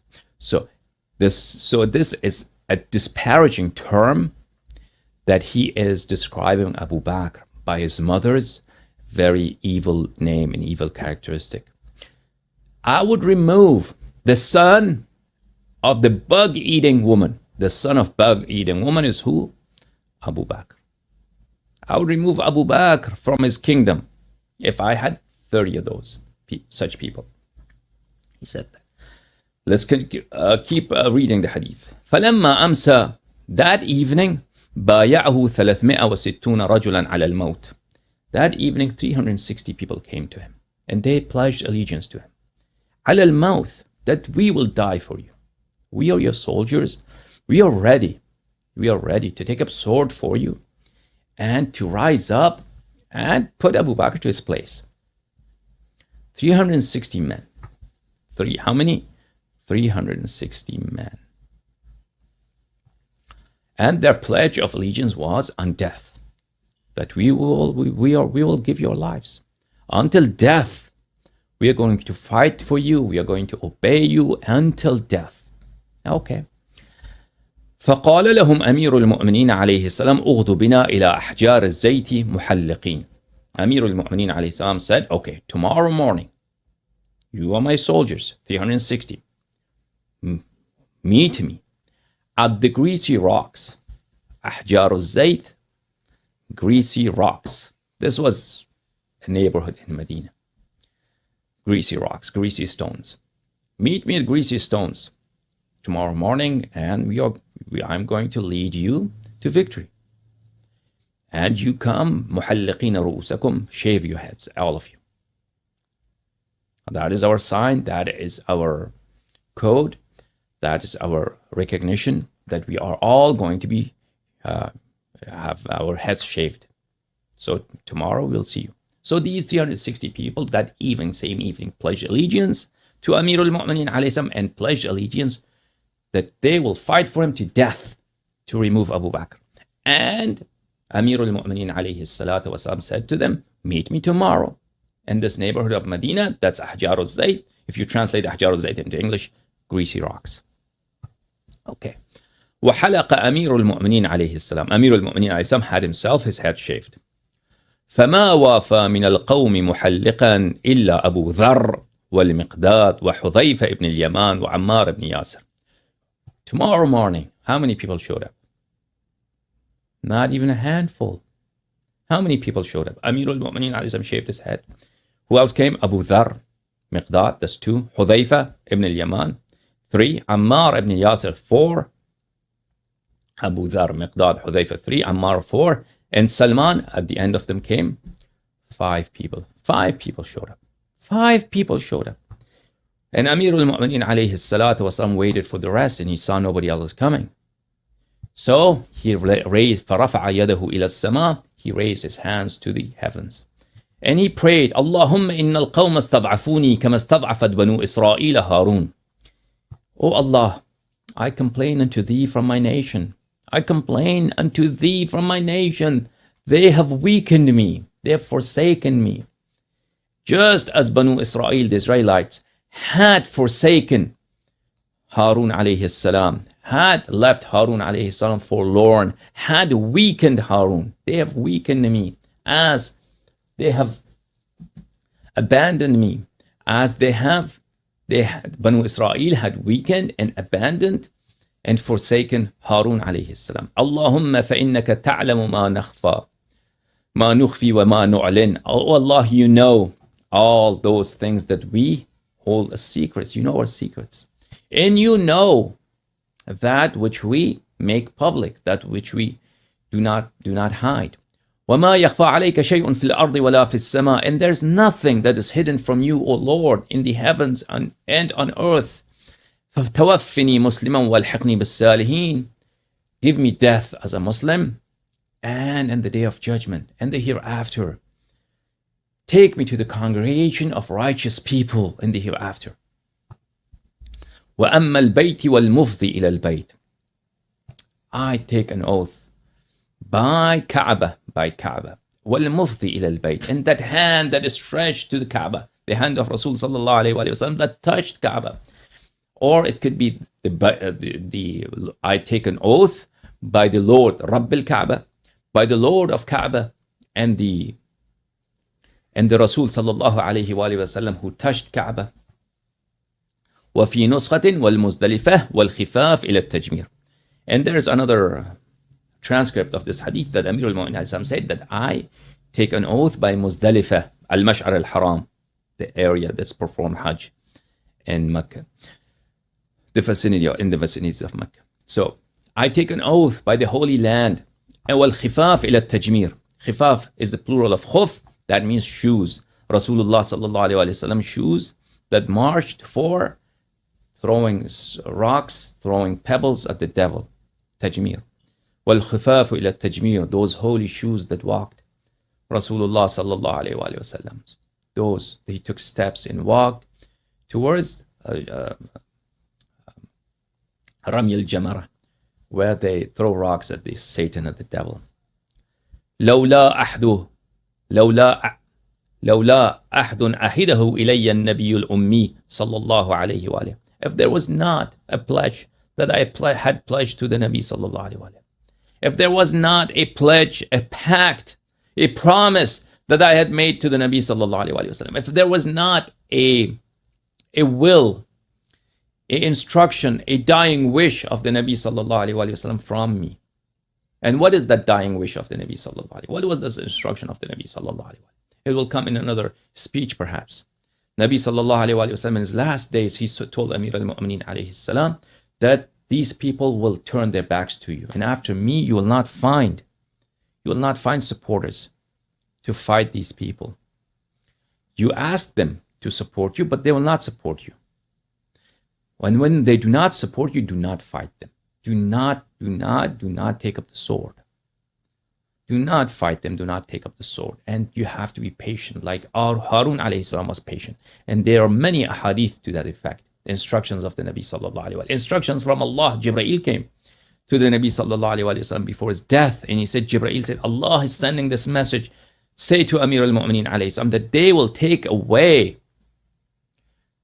your position of imamah. They will take away your position of leadership. You have to be patient. You have to make a pledge to Allah that you will not fight them. So those ahadith, inshallah, tabaraka wa ta'ala, another day. So Amir al-Mu'minin alayhi salam is referring to those pledges and those pacts. لولا أحد أحده إلي النبي الأمي صلى الله عليه وآله. That Meccan messenger, the Ummi Meccan, the Meccan messenger sallallahu alayhi wa sallam, if he had not made me promise, and if he had not made that his final will to me, and what's that final will? Do not fight Abu Bakr and Umar and their followers when you will not, in case you do not find enough many supporters. لأوردت المخالفين خليج المنية. If it was not for that pact and that promise of the Nabi sallallahu alayhi wa sallam, alhamdulillah, I would